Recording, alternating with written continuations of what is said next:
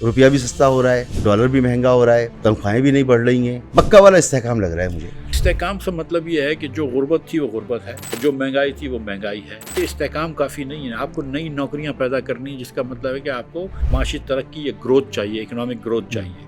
वो नहीं हो रही। चीनी की मिलें चलाने वाले लोग हैं, उनकी अक्सरियत तो पार्लियामेंट के अंदर होती है और काबीना में भी कुछ ना कुछ लोग मौजूद होते हैं। हर दफ़ा ये हो कैसे जाता है? वो तो सबसे ज़्यादा समझ बूझ रखने वाले लोग तो वहीं बैठे होते हैं। हुकूमत क्या क्या चीज़ें करे? चीनी की कीमत बढ़वाए, गंदम की कीमत बढ़वाए, गैस और बिजली की कीमत बढ़ाए, टैक्स रेट्स बढ़ाए। अब ये काम कर रही है जिससे इस्तेहकाम आ रहा है। जो रिलीफ आवाम को देनी होती है वो काम नहीं। अभी भी क्या ये फर्टिलाइजर कंपनीज को उसी कीमत में गैस मिल रही है? एक दो कंपनियों की कीमत बढ़ाई है कि फर्टिलाइजर कंपनियों की गैस आज भी सस्ती है। तो इस दफ़ा का इस्तेहकाम जो है वो भी आया है जाने के लिए, या ये रह जाएगा? इस वक्त जो सियासी हुकूमत है, इसको जितना फौज का सपोर्ट है, इतना तो शायद इमरान खान साहब को भी नहीं था अपने बेस्ट डेज के अंदर। ये आप तनकीद इसलिए करते हैं कि अब आप हैं नहीं नून लीग के अंदर। बिल्कुल। शरीफ खानदान का हर फर्द जो है वो लाहौर से अपनी सीट जीता है। ये मैं कह देता हूँ। चलिए सर्कुलर डेट का क्या हल निकालेंगे सर? और आपको हल बता दूं कि क्या है कि आपकी बिजली के बिल में 3 रुपए 23 पैसे फी यूनिट आप लोग एक्स्ट्रा दे रहे हैं। वो इसका हल है। ये जो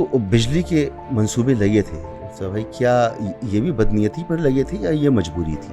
आपने पंजाब के अंदर 10-12 साल से 15 साल से एनर्जी स्टाफ करा, तो आपने देखें कि पंजाब के जो बड़े बिजनेसमैन हैं वो तकरीबन अब बेचारे सबकी अपनी टेक्सटाइलें हैं और दीगर मिलें, लेकिन वो सब अब प्रॉपर्टी का काम करते हैं क्योंकि उसमें गैस नहीं चाहिए होती। प्राइवेटाइजेशन क्यों नहीं हो पा रही? क्योंकि शहबाज साहब जो हैं वो इनकी एकदम सोशलिस्ट माइंडसेट है और डार साहब की एकदम स्टेटिस्ट माइंडसेट है। मैं श्रीलंका गया, उधर जब डिफ़ॉल्ट हो गए थे उसके बाद गया, तो वो तो दोबारा से उठ रहे हैं माशाल्लाह, बड़े ज़बरदस्त आगे बढ़ रहे हैं। हम क्यों नहीं बढ़ पा रहे?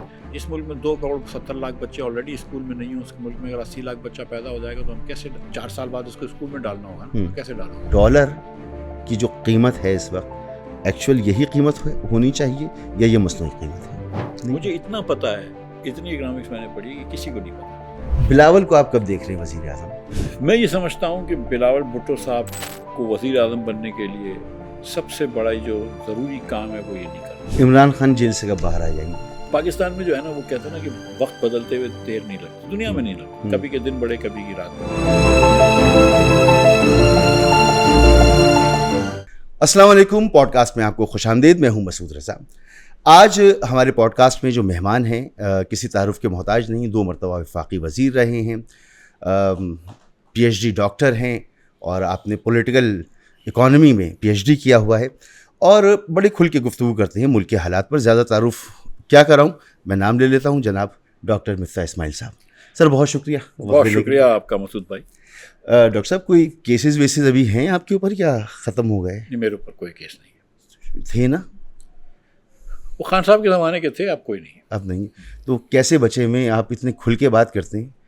शब्बर भाई पर तो हो गया, वापस भी हो गया, आप भी इसी तरह खुल के बात करते हैं, तो आप बचे हुए कैसे हैं अभी तक? नहीं मेरे ख्याल से अब खैर शब्बर भाई भी अपना हक इस्तेमाल करते हैं गुफ्तगू करने का, जो कि हम सबको इस माशरे में है, इस मुल्क में है और होना चाहिए।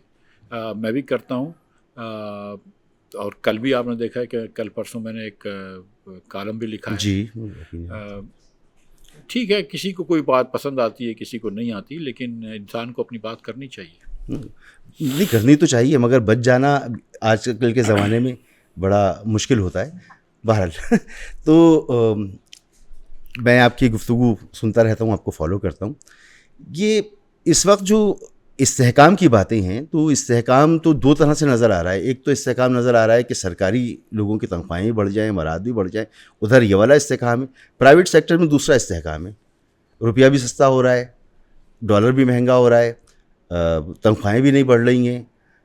तो ये पक्का वाला इस्तेहकाम लग रहा है मुझे। देखिए, 2 किस्म के इस्तेहकाम की मुल्क को ज़रूरत होती है, एक माशी इस्तेहकाम की और एक सियासी इस्तेहकाम की। जहाँ तक माशी इस्तेहकाम है तो वो इस तरह पाकिस्तान में ज़रूर इस्तेहकाम है कि पहले जो 2-4 साल पहले, और ख़ास तौर पर जब डार साहब वज़ीर ख़ज़ाना थे और IMF से हमारी एक तनाज़ा चल रहा था, तो हमको लगता था कि अब गया, कल गया, आज गया, डॉलर बढ़ रहा है, कोई रोक नहीं पा रहा है डॉलर को। तो वो मसाइल ख़त्म हो गए, महंगाई जो 38% माहाना पहुंच गई थी वो सब ख़त्म हो गए। और आज अल्लाह की मेहरबानी से कोई ऐसा अंदेशा भी नहीं है दूर दूर तक कि खुदा न खास्ता मुल्क डिफ़ॉल्ट की तरफ जाएगा। तो ये एक बात हमको पहले माननी चाहिए। ये तो हमने उसी वक्त मान ली थी जब आप वजीर ख़जाना नहीं, थे। लेकिन उसके बाद फिर ख़राब कर दी थी ना हालात। मगर उस वक्त तो आपने ठीक कर दिया ठीक था है, ना? लेकिन फिर ख़राब हो गया, फिर ठीक हो फिर गया। कैसे क्यों ख़राब हुआ था? वो तो जब डॉक्टर साहब की एक पॉलिसी थी IMF से कन्फ्रंटेशन की, उससे हुआ था। खैर उसको छोड़ दें, इस वक्त ठीक है। दूसरा ये कि आपने जब से हिंदुस्तान से जंग जीती है, दीगर चीज़ें हुई हैं, अमेरिका से बेहतर ताल्लुकात हो गए, सऊदी अरब से आपने डिफेंस पैक्ट किया, तो एक न सिर्फ कि आपकी इस्तेकाम है, लेकिन आपको ये इंश्योरेंस भी लग रहा है कि खुदा न खास्ता अगर कुछ ऐसा मसला होता है तो हमारे दुनिया में आज इतने दोस्त हैं जिनकी कुछ हम स्ट्रेटेजिक हेल्प भी करते हैं, सऊदी अरब मिसाल के तौर पे, तो वो हमको बुराई से रोकेंगे या मतलब बुराई की तरफ गिरने से या पस्ती की तरफ जाने से रोक सकेंगे। तो माशी तौर पर हमारे यहाँ एक इस्तेकाम है, लेकिन इस्तेकाम से मतलब ये है कि जो गुर्बत थी वो गुर्बत है, जो महंगाई थी वो महंगाई है।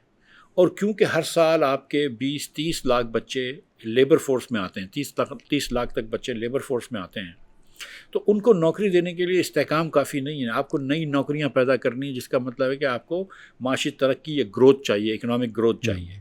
वो नहीं हो रही, और वो नहीं हो रही उसकी वजह से हर साल जो है वो आप गरीब लोगों की, जो लोग गुर्बत के नीचे रहते हैं उनकी, उसमें भी इजाफा कर रहे हैं, और जो बेरोज़गार है उसमें भी इजाफा कर रहे हैं।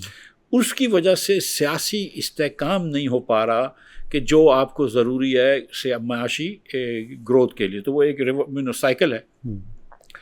तो हुकूमत का बयानिया इसीलिए नहीं बिकता है क्योंकि 3 साल से आप लोगों को गरीब कर रहे हैं।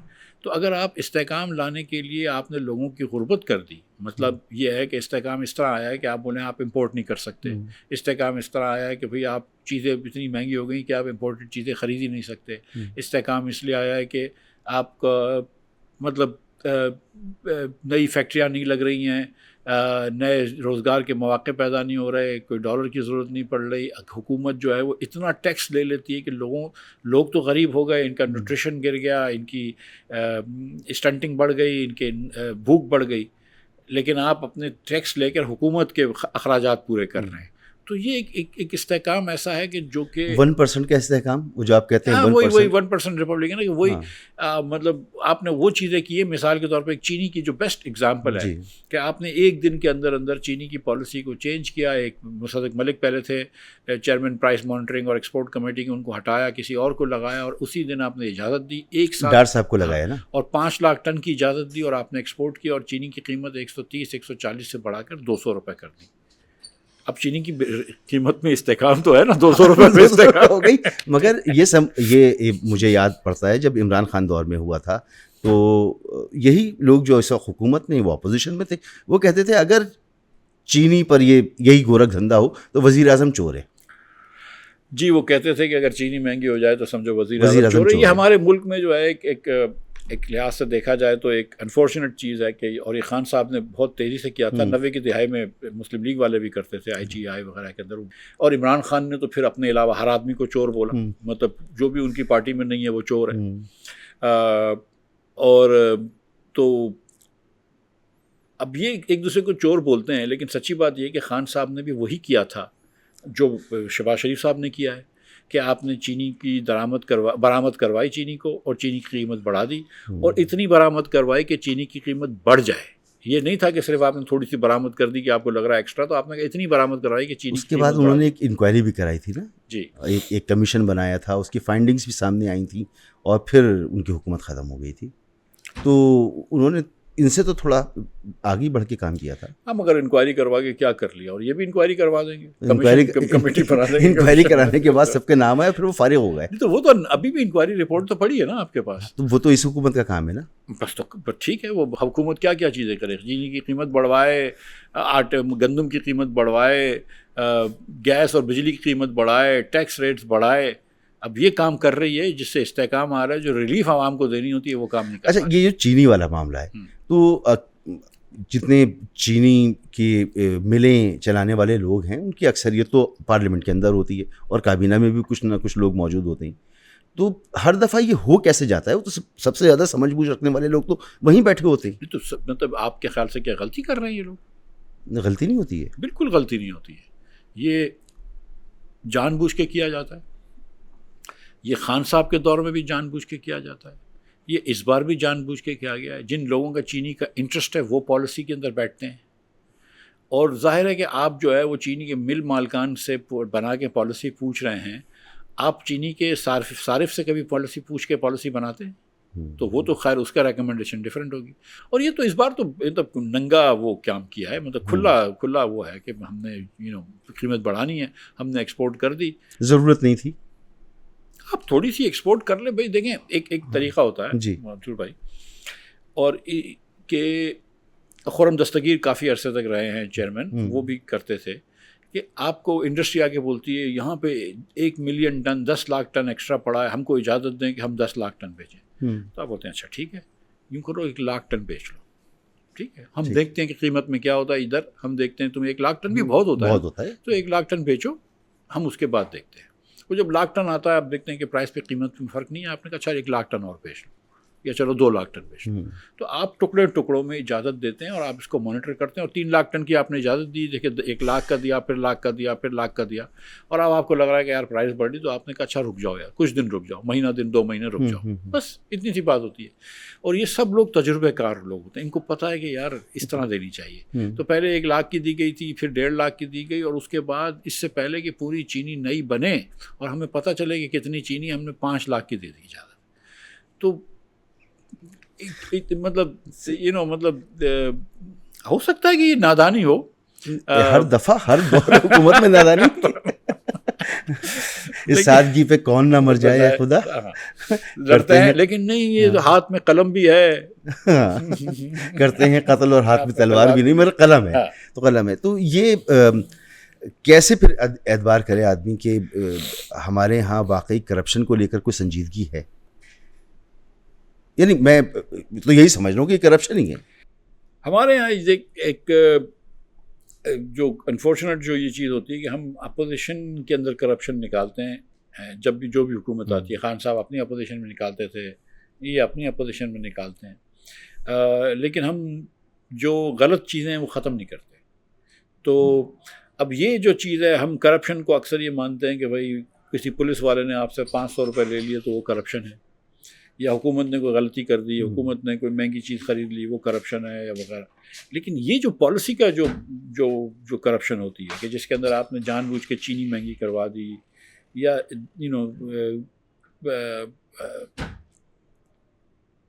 वो मेरे ख़्याल से बहुत नुकसानदेह है मुल्क। और फिर उसके बाद बहुत सारी ऐसी चीज़ें, पॉलिसी की गलती होती है जिसमें ज़रूरी नहीं है करप्शन हो। जैसे वीट के अंदर इन्होंने बहुत गलतियाँ की हैं। पहले पंजाब हुकूमत ने वादा करा कि हम ख़रीदेंगे इतनी महंगी, और फिर नहीं ख़रीदी, तो फार्मर्स को बहुत नुकसान हुआ। फिर उस बार वादा इस बार नहीं किया, तो फार्मर्स ने आपके 50 रुपये किलो गंदम बेची है। आज गंदम जो है वो 100 रुपये किलो है, डबल हो गई प्राइस।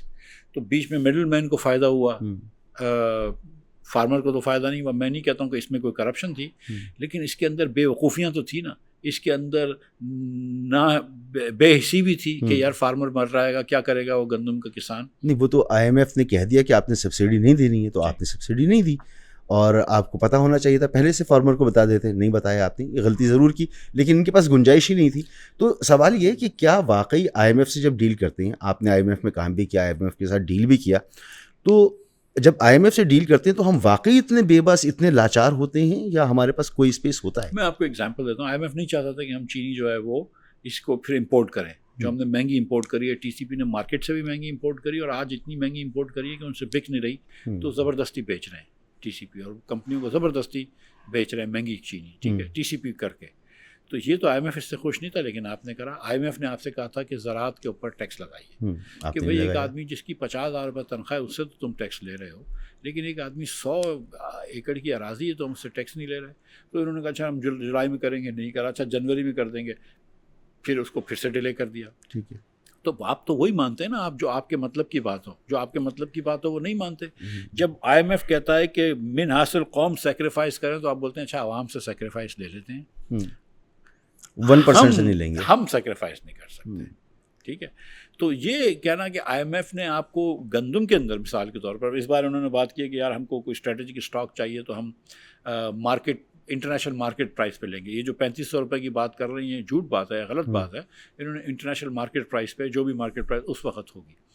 मगर आप इस बार भी पॉलिसी लाने से पहले आप जो थे वो बैंकेबल रसीट्स दे सकते थे, आप कुछ स्टोरेज की फैसिलिटीज़ कर सकते थे कि फार्मर आए और आपके पास एक स्टोरेज लगाए, वो मुकद्दम के पास वो एक रसीद ले ले, उससे वो जाके लोन ले सके तो उसको उसी दिन बेचने की ज़रूरत ना पड़े, फार्मर फंसावा नहीं हो। There are many ways without subsidising और विदाउट इन्वॉल्विंग द गवर्नमेंट आप उसके अंदर रेगुलेटरी फ्रेमवर्क के थ्रू फार्मर्स को वो दे सकते थे प्रोटेक्शन, आपने नहीं दी। आज गंदम जो है वो 100 रुपये की है, कौमी इंटरनेशनल बाज़ार में 84 रुपये की है। लेकिन आज आप इंपोर्ट नहीं खोल रहे क्योंकि आज फार्मर के पास नहीं है, आज तो जी 1% के पास 1% के पास है। तो यानी ये बात क्लियर हो गई कि IMF हमें मजबूर नहीं करता बहुत सारी चीज़ों पे, और हम IMF की हर बात मानते भी नहीं हैं। नहीं, IMF आपको बहुत सारी चीज़ों पे, IMF आपको 100 चीज़ें कहते हैं। हाँ, मगर हम सब नहीं मानते उसका। 100 में तो कोई वो भी एक्सपेक्ट नहीं करता कि आप 100 मानेंगे, वो बोलते हैं यार 80 तो मानो इसमें से। आप 80 वो छांट के मानते हैं जो आपके मतलब की हो, जो 20 आपके खिलाफ जा रही हैं वो नहीं मानते। एक और दूसरा कि मिसाल के तौर पे IMF की चीज़ मानने के लिए एक से ज़्यादा तरीक़ेकार होते हैं। मिसाल के तौर पे IMF कहती है कि यार बजट का खसारा नहीं होना चाहिए, और मैं समझता हूँ कि ये बात जो है वो IMF की वाजबी बात है, इसमें कोई गलत बात नहीं है। अब बजट का खसारा कम करने के लिए 2-3 चीज़ें कर सकते हैं आप मज़ीद जो जिनसे टैक्स ले रहे हैं उनसे और टैक्स लगा सकते हैं, जो ये हुकूमत करती है। आप टैक्स नेट को वाइड कर सकते हैं, ये हुकूमत कोशिश कर रही है, नहीं नाकाम होती है। तीसरी चीज़ जो होती है कि यार आप अपने अखराजात कम कर दें। तो ये कोई खुदा न खास्ता कोई हदीस में थोड़ी आया कि हुकूमत पाकिस्तान अपने अखराजात कम ना करे। आप क्यों नहीं कर सकते अखराजात? क्या मतलब होता है अखराजात कम करने का? क्या हर साल आपका बजट होता है वो आपका पिछले साल से बजट से ज़्यादा होता है, और इन्फ्लेशन 10% भी है। पिछले साल तो इन्फ्लेशन हुकूमत कह रही थी 6% है, तो आपका बजट 10% क्यों बढ़ा है? आपने तो रियल ग्रोथ कर दी, आप नहीं करते, इतना बजट नहीं बढ़ाते। आप ये सब्सिडीज़ दे रहे हैं, फर्टिलाइज़र को कंपनीज को सब्सिडीज दे रहे हैं, वो बंद नहीं हुई अभी। नहीं, फर्टिलाइज़र कंपनी को सब्सिडी क्यों दे रहे हैं? क्योंकि बहाना ये है कि आप खाद सस्ती देना चाहते हैं फार्मर को। भाई खाद सस्ती फार्मर को देनी है तो हर बैग के अंदर जो है एक 500 रुपये का कूपन रख दो। जब वो 4000 रुपये का बैग खरीदेगा तो उसको 500 रुपये मिल जाएंगे, और वो पाकिस्तान के अंदर ही सिर्फ भुन सकेगा कूपन। तो इसका मतलब है कि अगर जब पाकिस्तान की खाद स्मगल होके ईरान और अफगानिस्तान और उज़्बेकिस्तान जाती है तो उसको नहीं मिलेंगे। फिर आप ये कर दें कि यार एक शनाख्ती कार्ड पर सिर्फ 10 कूपन जो हैं वो हो सकते हैं, रिडीम हो सकते हैं। तो आप सिर्फ ये कि गरीब लोगों की सब्सिडी हो जाएगी, जिसके पास 1000 एकड़ है उसको आप सब्सिडी नहीं कर रहे क्योंकि 10 बैग पे ले सकता है 5000 रुपये।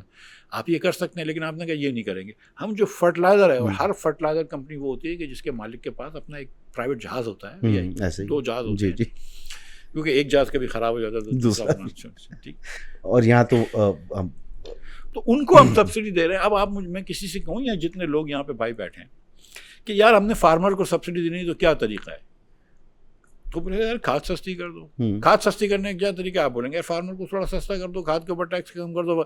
कोई भी ये नहीं कहेगा कि फर्टिलाइजर कंपनी को आप जो गैस सस्ती दो, ये किसी के जहन में नहीं आएगा। ये हुकूमत पाकिस्तान के जहन में आया, तो हमारा कहाँ सोच जाती है यार। तो ये बड़ा स्कैंडल आया था सामने, तो इसका कुछ हल निकला अभी भी? क्या ये फर्टिलाइजर कंपनीज को उसी कीमत में गैस मिल रही है?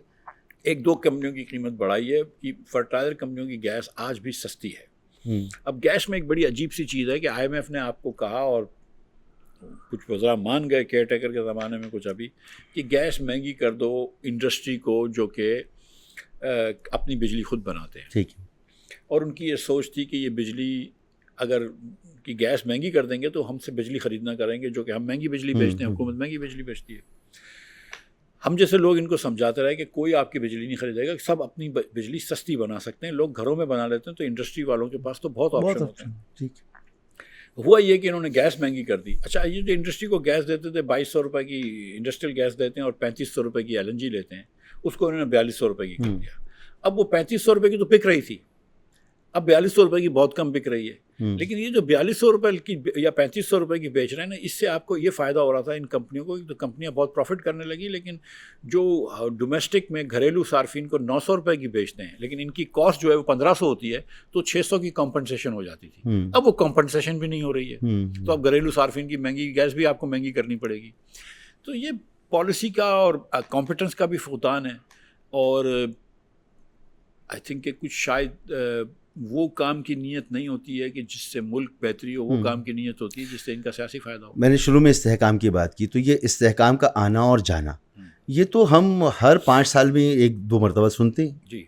तो इस्तेहकाम आता है, फिर इस्तेहकाम चला जाता है, फिर इस्तेहकाम आता है, फिर इस्तेहकाम चला जाता है। तो इस दफ़ा का इस्तेहकाम जो है वो भी आया है जाने के लिए या ये रह जाएगा? देखिए, इस्तेहकाम पाकिस्तान का फ्री में नहीं आता है, बहुत ज़्यादा सेक्रीफाइस करनी पड़ती है, बहुत ज़्यादा लोगों को गुर्बत ये तो लोन का इस्तेहकाम है ना सर? नहीं, पाकिस्तान के लोगों को गुर्बत में ढकेलते हैं, यहाँ पे बेरोज़गारी बढ़ाते हैं। अब जिसको कहते हैं इकोनॉमिस्ट एग्रीगेट डिमांड, कि पूरी मईशत के अंदर जो खपत होती है उसको आप कम कर देते हैं, लोगों के पास पैसे ही नहीं होते कि वो चीज़ें ख़रीद सकें, तो उसके बाद आपका इस्तेहकाम आता है। तो इस्तेहकाम फ्री में नहीं आता, बहुत लोगों को सेक्रीफाइस करनी पड़ती है। इस्तेहकाम आता है जब आप 61% कंपनियों के ऊपर टैक्स लगा देते हैं, जो आज है, जिसकी वजह से प्रॉक्टर एंड गैम्बल पाकिस्तान छोड़ के चले जाती है। दुनिया की सबसे बड़ी कंज्यूमर गुड कंपनी है, 20 साल से पाकिस्तान में मैन्युफैक्चरिंग कर रही है, छोड़ के चलेगी। जिस वजह से माइक्रोसॉफ्ट चले जाती है, जिस वजह से आपकी रफान मेज़ जो है कॉर्न डेवलपमेंट कॉर्पोरेशन अमेरिका की कंपनी थी, 30 साल से काम कर रही थी, वो छोड़ के चले जाती है। तो इस्तेहकाम गुल अहमद बंद कर देती है। गुल अहमद ने काफ़ी जगह बंद की, दीगर जगह तो हुई। तो इस्तेहकाम बड़ी गरीब लोगों के ऊपर बहुत ज़्यादा, दुनिया भर में इस्तेहकाम ऐसे ही आता है, कुर्बानी लेने के आता है। नहीं, एक तरीका यही है, ठीक है, जो दुनिया भर में, जहाँ पर भी, दुनिया भर में नहीं, लेकिन हमारे यहाँ हमारी की बात कर रहा हूँ, ठीक है। अच्छा। लेकिन उसके साथ साथ 2 और चीज़ें हुई हैं। आपने शरह सूद 21% कर दिया, जिससे वही इसको आपने किस तरह सेक्रीफाइस करी, आपने बिज़नेस को, नए बिज़नेस को आपने ख़त्म कर दिया कि नया बिज़नेस कोई करे नहीं। जब शरह सूद 21% हो गया, बहुत सारे बिज़नेस बंद हो गए, तकलीफ़ में आए, नौकरियाँ कम हुई। एक तो ये हुआ, लेकिन दूसरा ये था कि इंटरनेशनल प्राइस तेल की कम हो गई। जो चीज़ $120-125 की थी, वो आज $60-65 की मिल रही है। LNG जब मैं वज़ीर था तो $15 की थी, आज $8 से कम है। तो दुनिया में कीमतें जो है ना, कमोडिटी की कीमतें भी कम हुई हैं, गंदम की कीमत कम हुई है, चीनी की कीमत कम हुई है, कपास की कीमत कम हुई है। तो ये कीमतें जब कम हो गई, तो जो चीज़ हम ख़रीदते हैं उसके लिए हमारे को जो पैसे देने थे वो भी कम हो गए। तो कुछ तो हमको बैरूनी फ़ायदा हुआ इस्तेहकाम से, और कुछ हमने अपने लोगों को मारा। तो उन दोनों वजह से इस्तेहकाम आया। और हमारे, लेकिन पाकिस्तान में एक बूम बस साइकिल होता है जी। और बूम बस साइकिल इसलिए होता है कि हम एक इस्लाह नहीं करते मईशत में, कि मईशत के अंदर अगर हम खसारे कम कर दें, अखराजात कम करके, तो फिर हम लोगों को टैक्स में छूट दे सकते हैं। हम वो नहीं कर रहे, तो ये लिहाजा ये होगा कि अभी हम थोड़े अरसे तक इस्तेहकाम में रहेंगे। अब इस बार तो हमको लगता है कि शायद बूम भी नहीं आएगा, वापस से फिर खुदा न खास्ता गैर इस्तेहकामी सूरत हाल। क्यों ऐसा क्यों लग रहा है? भाई, अगर पेट्रोल महंगा हो जाता है दुनिया में, खुदा न खास्ता, और ये होती है ना चीज़ें, साइकिल ऊपर नीचे होती है, LNG महंगा हो जाता है, कमोडिटीज़ महंगी हो जाती हैं, तो चीज़ें हो जाती हैं। यानी कुछ हमारे हाथ में नहीं है, इस इस्तेहकाम के बाद कुछ भी हमारे हाथ में नहीं है। आपके हाथ में, अगर आप अखराजात कम कर लेंगे तो आपके हाथ में आ जाएगा। यानी हमारी जो इकोनॉमी है उसकी ग्रोथ डिपेंड करती है कि ऑयल प्राइसेस पर, कमोडिटी पर, और मुल्क के अंदर सियासी इस्तेहकाम पर, इंटरेस्ट रेट्स के ऊपर, टैक्स रेट्स के ऊपर। टैक्स रेट्स कम करने के लिए आप वो कम करें, अखराजात वो नहीं कर रहे। इंटरेस्ट रेट्स कम करने के लिए आप खसारे कम करें, वो नहीं कर रहे। आप जो मतलब, और सियासी स्टेबिलिटी में तो फिर पूरी लंबी बहस है ना। तो ये क्यों नहीं कर रहे? कर नहीं सकते या कर नहीं रहे? कर नहीं रहे। मैं यकीन से कह सकता हूँ कि देखिए, ये इस वक्त जो सियासी हुकूमत है, इसको जितना फौज का सपोर्ट है, इतना तो शायद इमरान खान साहब को भी नहीं था अपने बेस्ट डेज के अंदर। अच्छा, जब इमरान खान की थी तो कह देते जितना इमरान खान को है इतना किसी को भी नहीं था।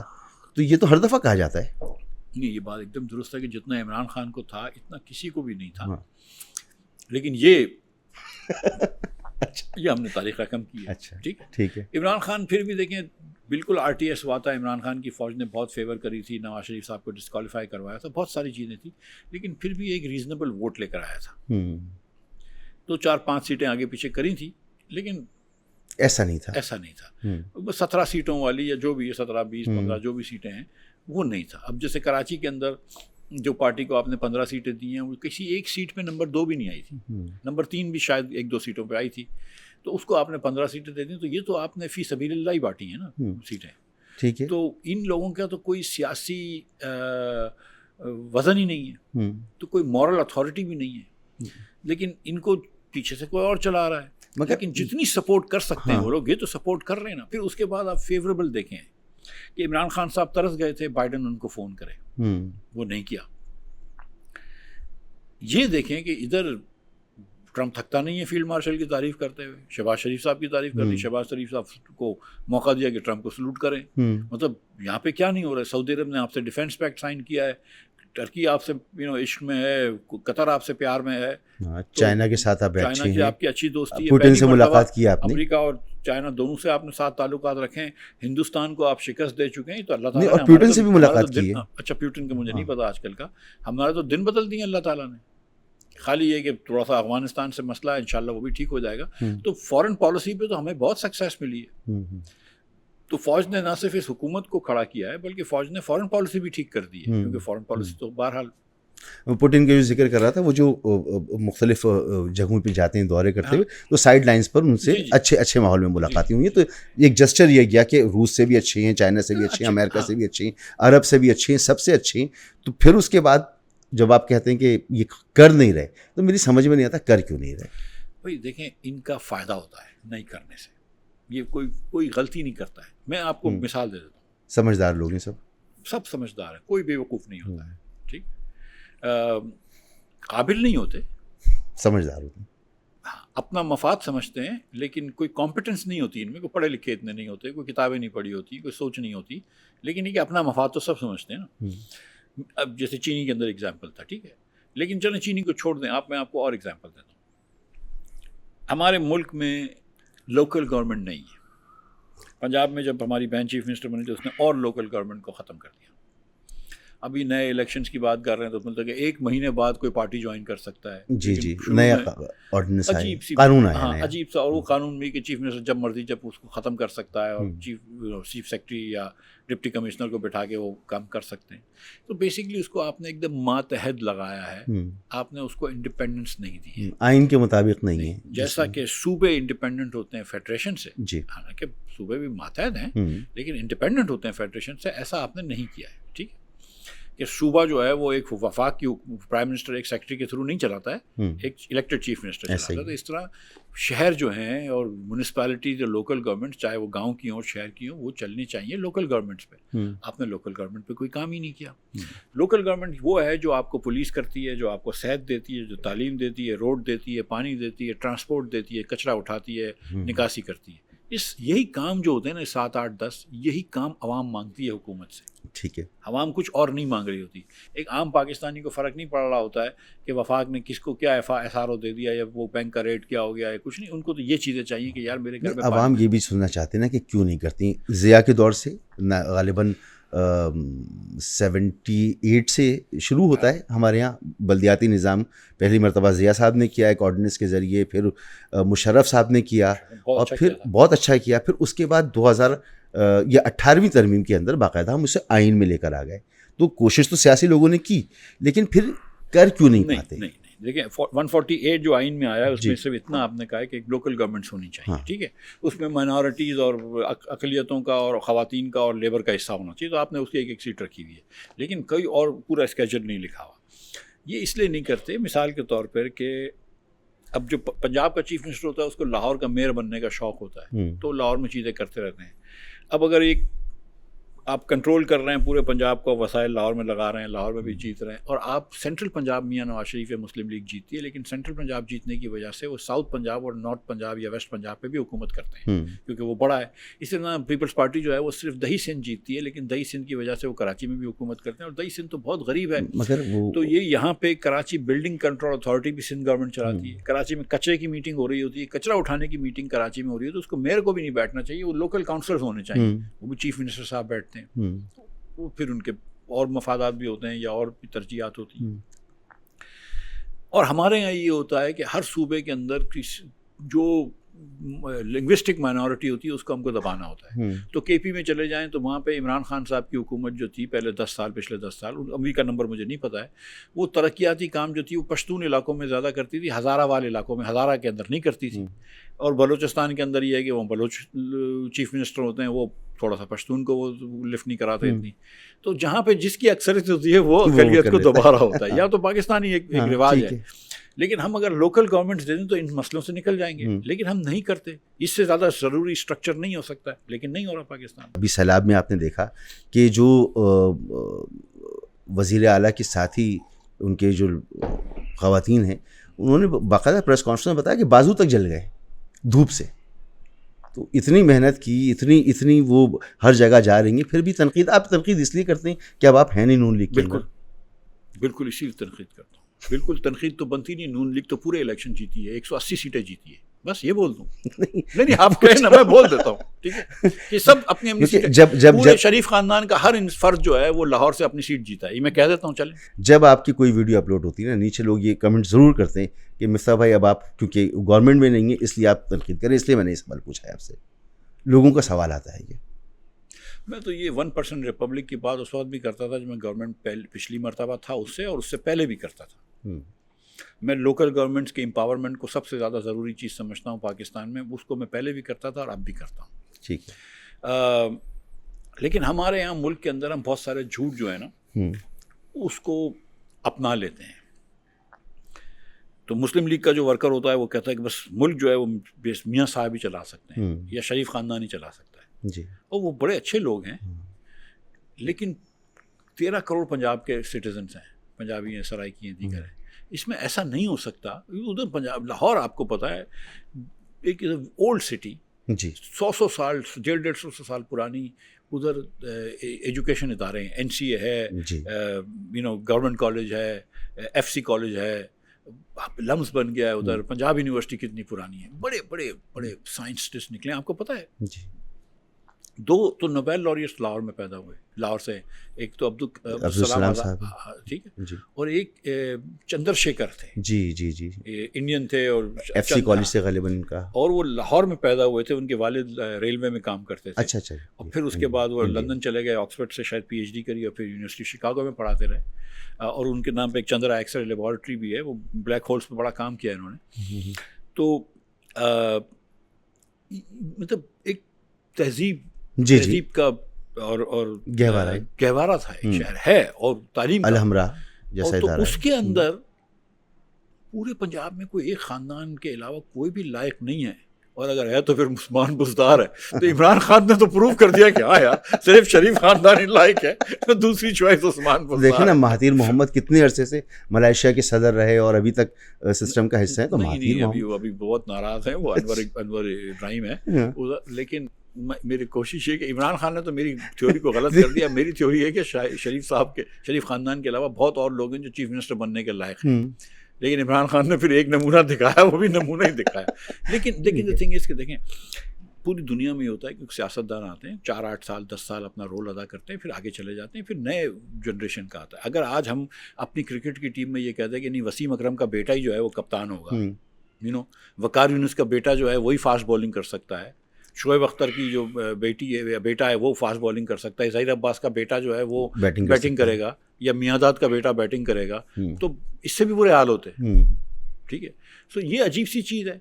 तो हमारा हक तो है ना, मेरा और शाहिद भाई का, कि हम पार्टी बनाएं। हम किसी को, आज तक मैंने कभी किसी की बुराई नहीं करी, किसी को चोर नहीं कहा, किसी को डाकू नहीं कहा।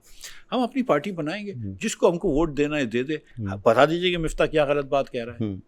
अगर मिफ्ता ये कहता है कि यार ये इलेक्शन नहीं जीते तो शायद गलती नहीं थी। अभी देखिए, मैं आगे बढ़ना चाह रहा था, लेकिन अब मैं थोड़ा सा बढ़ लीजिए। वो आपने कहा कि कभी किसी को चोर नहीं बोला, किसी को करप्ट नहीं बोला। अभी तो थोड़ी देर पहले आपने कहा कि ये जानबूझ के करते हैं सब कुछ। हाँ, तो जानबूझ के किया, तो पॉलिसी जानबूझ के बनाई है। अगर आप ये समझ रहे हैं कि ये पॉलिसी जो है ये गलती से बन गई है, ठीक है, तो ये नहीं है, गलती से प्राइस नहीं बढ़ती है, आपने प्राइस बढ़वाई है, जानबूझ के किया जाता है। सर्कुलर डेट का क्या हल निकालेंगे सर? सर्कुलर डेट का क्या हल है? यानी इसमें तो कोई कमी आ नहीं रही। अब नहीं, बिजली के सर्कुलर डेट के अंदर देखें 2 मसाइल होते हैं, एक फ़्लो और एक स्टॉक। ठीक, फ़्लो ये होता है कि हर साल आप कितना ऐड कर रहे हैं सर्कुलर डेट में, और स्टॉक के पिछले 20-25 सालों में आप कितना ऐड कर चुके हैं। जो पिछले ऐड करे हुए उसका इन्होंने हल निकाला है, जो बैंकों से उधार लिया, और आपको हल बता दूं कि क्या है, कि आपकी बिजली के बिल में 3 रुपये 23 पैसे फी यूनिट आप लोग एक्स्ट्रा दे रहे हैं, वो इसका हल है। ठीक है। अच्छा, इसके अलावा मतलब देखिए ना, हुकूमत पाकिस्तान, अवैस लगारी मेरा भाई है, या मोहम्मद औरंगजेब साहब, ये अपनी जेब से तो पैसे नहीं दे सकते थे, और जो नुकसान हो गया था तो उन्होंने कहा यार चलो मंसूर साहब से पैसे ले लेते हैं, ठीक है, मसूद से पैसे ले लेते हैं, मिफ्ता से पैसे ले लेते हैं, तो उन्होंने हम सब के बिलों पे 3 रुपये 30 पैसे फी यूनिट डाल दिया। ठीक है, तो ये स्टॉक का हल निकल गया। लेकिन जो असल मसला होता है, जो IMF भी कहती है, मेरे जैसे लोग भी कहते हैं, और भी लोग कहते हैं कि यार फ्लो का मसला है, कि पिछला जो था वो तो हम चलो दे भी देते हैं एक मरतबा में, आगे के जो है वो तो आना ख़त्म हो ना। तो अभी भी आप 500-800 अरब रुपया जो है वो सर्कुलर डेट में ऐड कर रहे हैं, उसका क्या होगा? तो भाई उसका भी एक हल है। अच्छा, वो क्या है? निचकारी। निचकारी तो हमारी इलेक्ट्रिक जो है वो 1 पैसा सर्कुलर डेट में अंदर ऐड नहीं करती है। अच्छा जी, ठीक।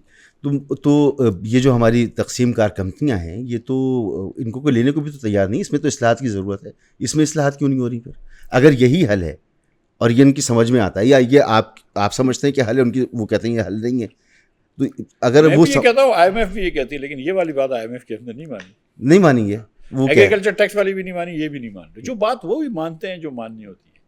यानी ये सब टोपी ड्रामा है कि IMF ने हाथ बांधे। ड्रामा नहीं है, IMF बिल्कुल इनको प्रेशर करता है इन शॉर्ट टर्म, लेकिन अगर 2-3 साल का प्रोग्राम है और आपके पास टाइम हो तो ओवर टाइम आप IMF से निगोशिएट करते हैं, आप कुछ चीज़ें मानते हैं, कुछ चीज़ें नहीं मानते। इससे हुकूमत की तरजीहात आया हो जाती हैं कि हुकूमत कौन सी चीज़ मान रही है। हुकूमत ने मान लिया कि हम 50,000 रुपये की तनख्वाहदार के ऊपर हम टैक्स लगाएंगे, तो हुकूमत की तरजीह आपको समझ में आई। हुकूमत नहीं मानती कि हम 100 एकड़ की अराजी या 1000 एकड़ की ज़रई अराजी के ऊपर हम टैक्स नहीं लगाएंगे, तो ये भी हुकूमत की तरजीह समझ में आई।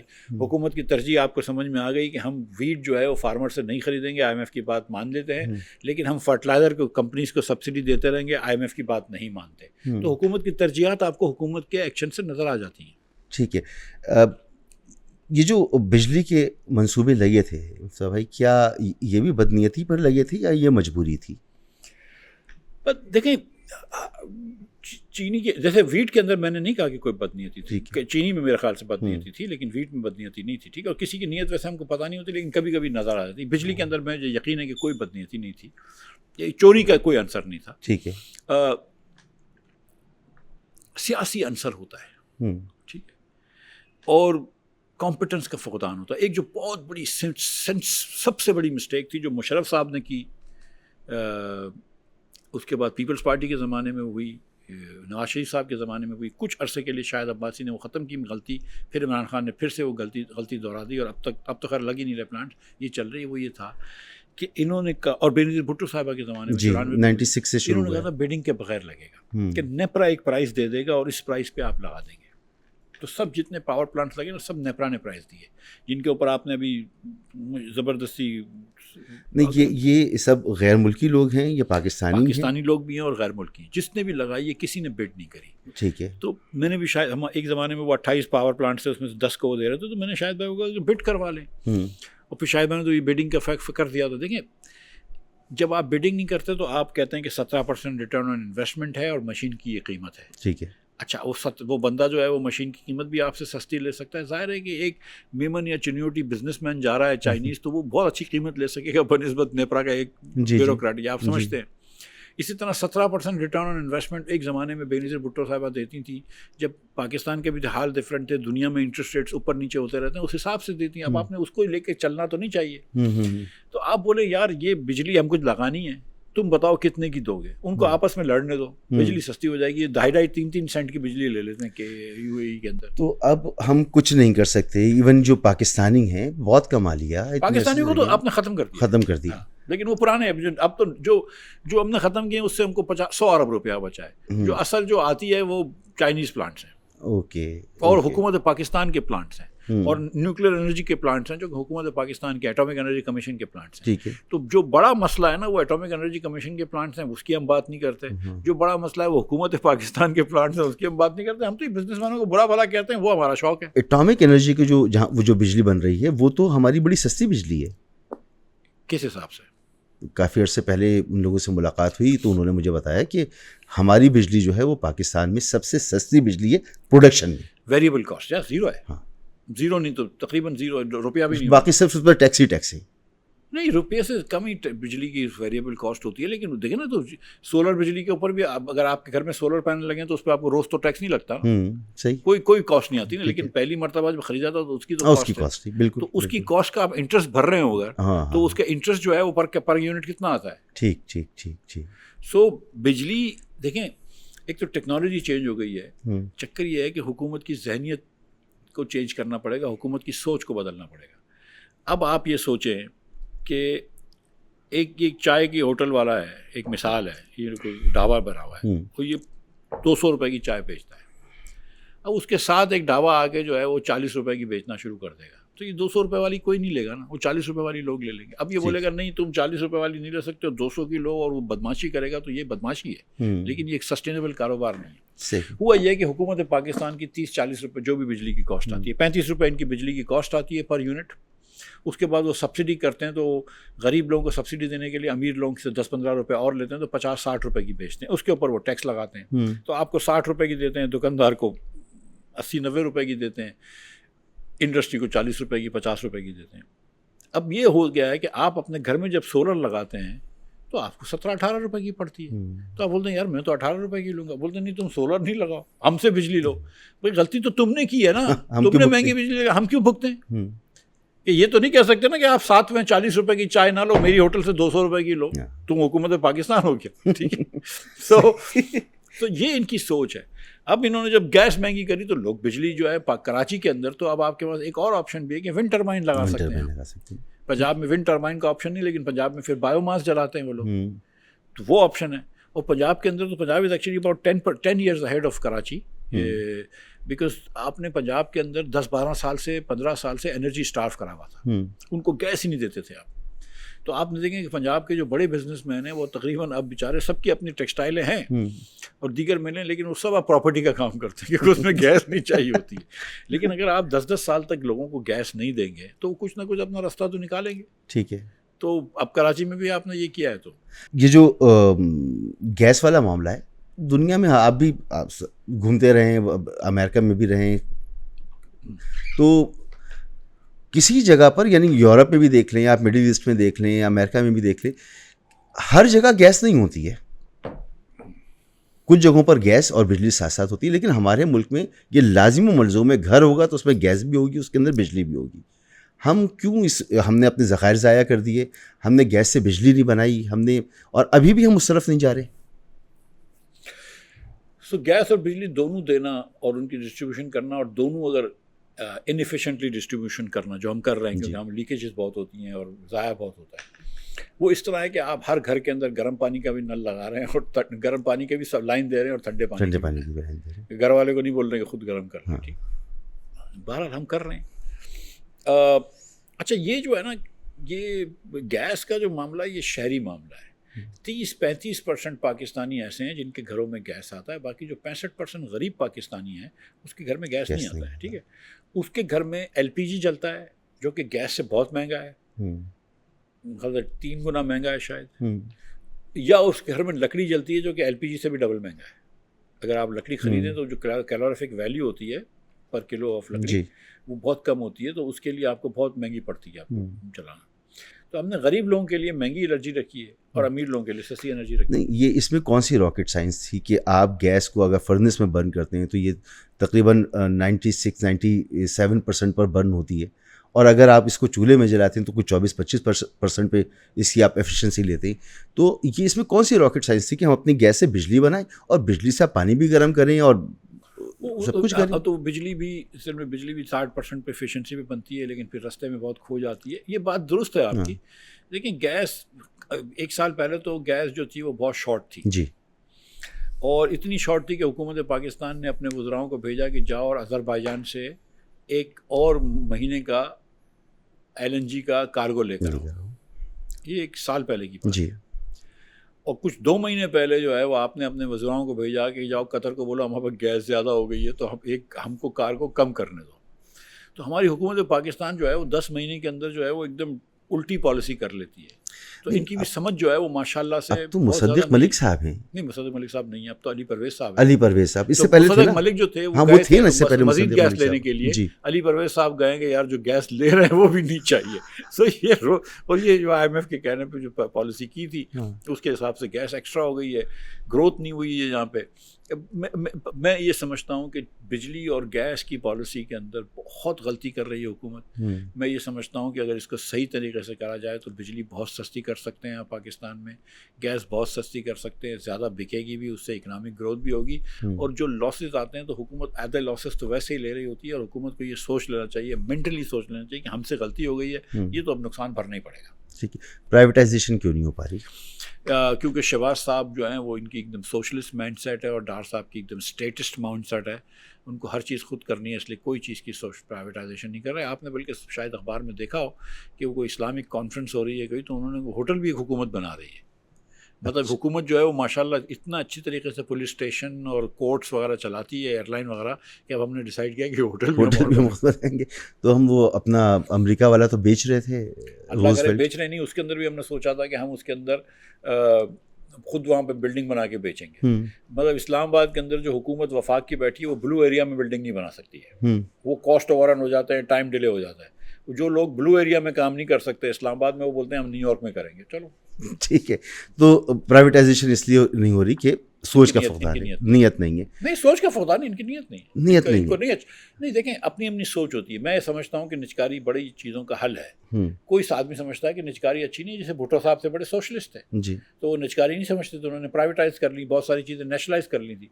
वो जो नवाज शरीफ साहब ने आके प्राइवेटाइज फिर से की, डी नेशनलाइज कर। मगर ये भी तो IMF कह रहा है ना कि करें आप। हाँ, लेकिन फिर आपने अभी वो वुमेंस बैंक भेज दिया, जो कि वैसे ही वो एकदम डिफॉल्टेड बैंक था, डिफंक्ट बैंक था। लेकिन वो तो आप करते रहेंगे, वो कोई ना कोई एक्सक्यूज निकालेंगे, IMF मार तो नहीं डालेगा। PIA का तो अच्छा सोल्यूशन निकाल लिया कि सारी लाइबिलिटीज ले ली हैं और प्रॉफिट वाली सेकंड टाइम ये कोशिश कर रहे हैं। PIA का हुआ, जानते बूझते वो 50 अरब रुपए के वाजबात ज़्यादा थे और असासे कम थे, और रखा है। या तो इनकी सोच थी कि सारे प्राइवेट सेक्टर वाले पागल हैं, यही होशियार हैं, जो कि ऐसी बात नहीं है, और या इनकी सोच थी, जो मेरा ख्याल है, कि इनको पता थी कि हमको बेचनी नहीं है, तो PIA नहीं बिकी इनसे। अब मालकान ने ले लिया ये काम अपने हाथ में, तो बिक जाएगी। यूटिलिटी स्टोर बंद कर दिया, तो ये अच्छा काम किया। मैं वो समझता हूँ कि बेच देते तो बेहतर था, अगर बिक सकता था, नहीं बिक सका, बंद कर दिया, ठीक है। अच्छा, एक ज़माने में मिफ्ता भाई एक राशन कार्ड हुआ करते थे और टारगेटेड सब्सिडी होती थी, जो आप अभी बात कर रहे थे कि गरीब को हम बिजली भी महंगी देते हैं, उसके लिए ज़िंदगी बहुत मुश्किल है गरीब के लिए। तो वो राशन कार्ड जो है वो आसान कर देता था कि वो जाहिर सी बात है मिफ्ता भाई को ज़रूरत नहीं होगी, शायद मुझे ज़रूरत नहीं होगी, मगर बहुत से लोगों को ज़रूरत होगी। तो वो सिस्टम हमने ख़त्म कर दिया, फिर हम यूटिलिटी स्टोर लेकर आए, हमने उसको भी ख़त्म कर दिया।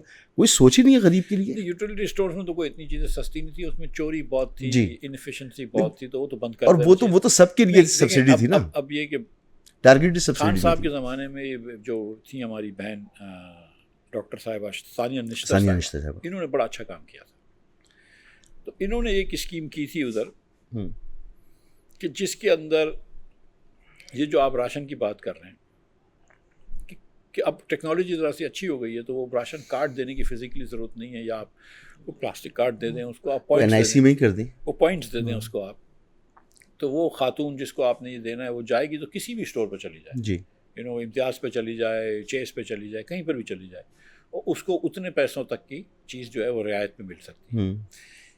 तो ये एक अच्छा तरीक़ा था। मेरी सोच इससे मुख्तलिफ है थोड़ी सी, मैं माज़रत के साथ। मेरा ये ख्याल है कि हमको BISP जो बेनिफिट इनकम सपोर्ट प्रोग्राम है, उसको हमको डबल कर देना चाहिए, ठीक है, 1% या 1.5% ऑफ GDP, 700 अरब से 1500 अरब कर देना चाहिए। जबकि ये सूबों का जिम्मेदारी, तो सूबों को भी दे दे, पैसे इसके सूबे दें, वफाक इसको एडमिनिस्टर करें, या सूबे अपना खुद एडमिनिस्टर कर लें, लेकिन पैसे डबल कर दें, रेसिपिएंट्स को भी बढ़ा दें और पैसे भी बढ़ा दें। लेकिन लोगों को आप कैश पैसे दे दें, फिर उनकी मर्ज़ी है, उसको राशन ख़रीदना है वो राशन ख़रीद ले, और उसको कपड़े ख़रीदने हैं वो कपड़े ख़रीद ले। आप ना बताएं कि भाई तुम मूंग की दाल कितनी लोगी और चने की दाल कितनी लोगी और चावल कितने लोगी। आप ये कह दें कि यार तुमको हम 5,000 रुपये, ये तो उसकी और अच्छी रिफाइंड शक्ल ले जाओ, 5,000 रुपये तो तुमको माना दे रहे थे वजीफ़ा, हम तुमको 3,000 रुपये और देते हैं, अब तुमको जो मर्जी है, तुमने राशन खरीद लेना है तो राशन खरीद लो, तुमने कुछ और करना है तुम कुछ और कर लो, दवा दारू करना है वो कर लो। तो ये तरीके क्यों नहीं होते? मैं यही तो कह रहा हूँ, ये तो देखिए इंडिया में अभी भी होता है ना टारगेट सब्सिडी। हमारी सोच है ना उल्टी है, क्योंकि हमारी सोच ये है कि आप किसी भी पॉलिसी मेकर से बात करेंगे तो बोलेंगे कि देखो गरीबों को पैसे दे रहे हैं, हम इनको भिखारी बना रहे हैं, ठीक है। तो मेरी ये सोच है कि हम अमीर तरीन लोगों को तो उससे भी ज़्यादा पैसे देते हैं, लेकिन हमको तो कोई नहीं कहता कि फ़लाँ सेठ को आपने भिखारी बना दिया इतनी बड़ी सब्सिडी देकर, टर्फ लोन सस्ते देकर, या गैस सस्ती देकर, या लोन सस्ते देकर, या चीनी की कीमत महंगी करके। हम तो ये नहीं कहते कि चीनी के मिल मालकान को आप भिखारी बना रहे हैं चीनी की कीमत बढ़वा के, ठीक है, और नहीं है बिल्कुल वो। और लेकिन हमको ये सोच नहीं करनी चाहिए, हमको ये सोच करनी चाहिए कि इस मुल्क में एक इंश्योरेंस होना चाहिए। इंश्योरेंस से मुराद ये है कि भाई मैं पूरे पाकिस्तानियों को इनकरेज करता हूँ कि वो आगे बढ़ें, लेकिन हर आदमी आगे नहीं बढ़ सकता, हर आदमी यकसा टैलेंटेड नहीं हो सकता, हर आदमी यकसा लकी नहीं हो सकते किसी वजह से भी। ठीक है। तो आप कह रहे हैं कि यार तुम अपना काम करो करो, लेकिन हम तुमको भूखा नहीं मरने देंगे, ठीक है। कि अगर तुम्हारे पास कुछ भी नहीं होगा, तुमको एक्सीडेंट हो गया, तुम मोटरसाइकिल से गिर गए, पैर टूट गया, हाथ टूट गया, वगैरह वगैरह, तो तुम भूखे नहीं मरोगे। हमको रियासत जो है वो तुमको कम से कम इतने पैसे दे देगी कि तुम अपनी रोटी दाल दलिया कर लो। तो इसमें मेरा नहीं ख्याल है कि कोई बुरी बात होनी चाहिए। मैं आपको एक एग्जाम्पल दे रहा हूँ कि मैं जब बाल कटवाता हूँ तो 2 लड़के बड़े अच्छे काटने वाले थे, एक से मैं कटवाता हूँ, दूसरा भी बड़ा अच्छा था। पता नहीं क्या उसका हुआ, उसका हाथ शेक होना शुरू हो गया। इतनी उम्र भी नहीं थी उसकी। अब जिसका हाथ शेक शुरू हो जा रहा तो वो बाल नहीं काट सकता। तो जो काम उसको आता था ना, जिससे वो 50, 60, 70 हज़ार रुपये महीने के घर पे ले जाता होगा, वो ख़त्म हो गया बेचारे। अब वो इतना बिटर हो गया, वो दुकान के बाहर बैठा होता है। Sometimes people like me and others, हम राशन भी देते हैं, लेकिन मतलब अब उसका तो कोई इंश्योरेंस ही नहीं है, उसका मतलब नहीं, क्या करे आदमी, सोशल सिक्योरिटी तो कोई कुछ है भी ही नहीं है ना ना। उसका।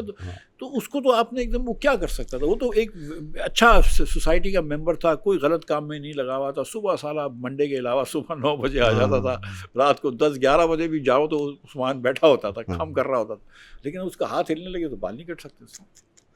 अभी पिछले हफ्ते में आउट ऑफ टाउन था, तो एक गाड़ी वगैरह जिससे मैं ठीक कर रहा था, उसका फ़ोन आया कि किसी को इलाज की ज़रूरत है और वो प्राइवेट अस्पताल में अब उनकी बस से बाहर है। तो मैंने बहरहाल फ़ोन वोन किया, बात की, कुछ 12-14 घंटे उसमें लग गए। 14 घंटे बाद मैंने कहा यार सिविल अस्पताल चले जाओ, वहाँ बात हुई है। तो उसने कहा मसूद इसका तो इंतकाल हो गया बग़ैर इलाज के। अब मैं बात वहाँ पर कर रहा हूँ जहाँ पर सबसे ज़्यादा सेहत पे खर्च किया जाता है, सबसे ज़्यादा तालीम पे खर्च किया जाता है, और वहीं पर ये चीज़ें मौजूद नहीं हैं। Okay, so I will appreciate कि सिंध गवर्नमेंट जो है ना वो ट्रेशरी हेल्थ केयर पे, अस्पतालों पे पैसे खर्च कर रही है थोड़े से, ये करती है। मगर इसमें मुराद सली शाह साहब ने कंट्रीब्यूशन की है। मगर लेकिन यहाँ पे भी मैं आपको बता दूं कि कराची के अंदर, क्योंकि कराची बड़ा लकी शहर है कि यहाँ पे बहुत सारे पैसे वाले लोग रहते हैं जो बड़े दिल के मालिक भी हैं। तो यहाँ पे भी आप देखें कि जो सिविल हॉस्पिटल के अंदर, जिना के अंदर जो काम हो रहा होता है वो अक्सर मुखैर हज़रात कर रहे होते हैं, बिल्कुल। और इसके अलावा आप SIOT देख लें, आप इंडस देख लीजिए, तो ये बहुत सारे इदारे साहब जैसे लोग, डॉक्टर बारी जैसे लोग, बशीर फारूकी जैसे लोग, हमारे यहाँ तो ये फरिश्ते हैं। अगर कराची तो ख़त्म हो जाएगा इन लोग, ऐसे लोग ना हो। बेशक।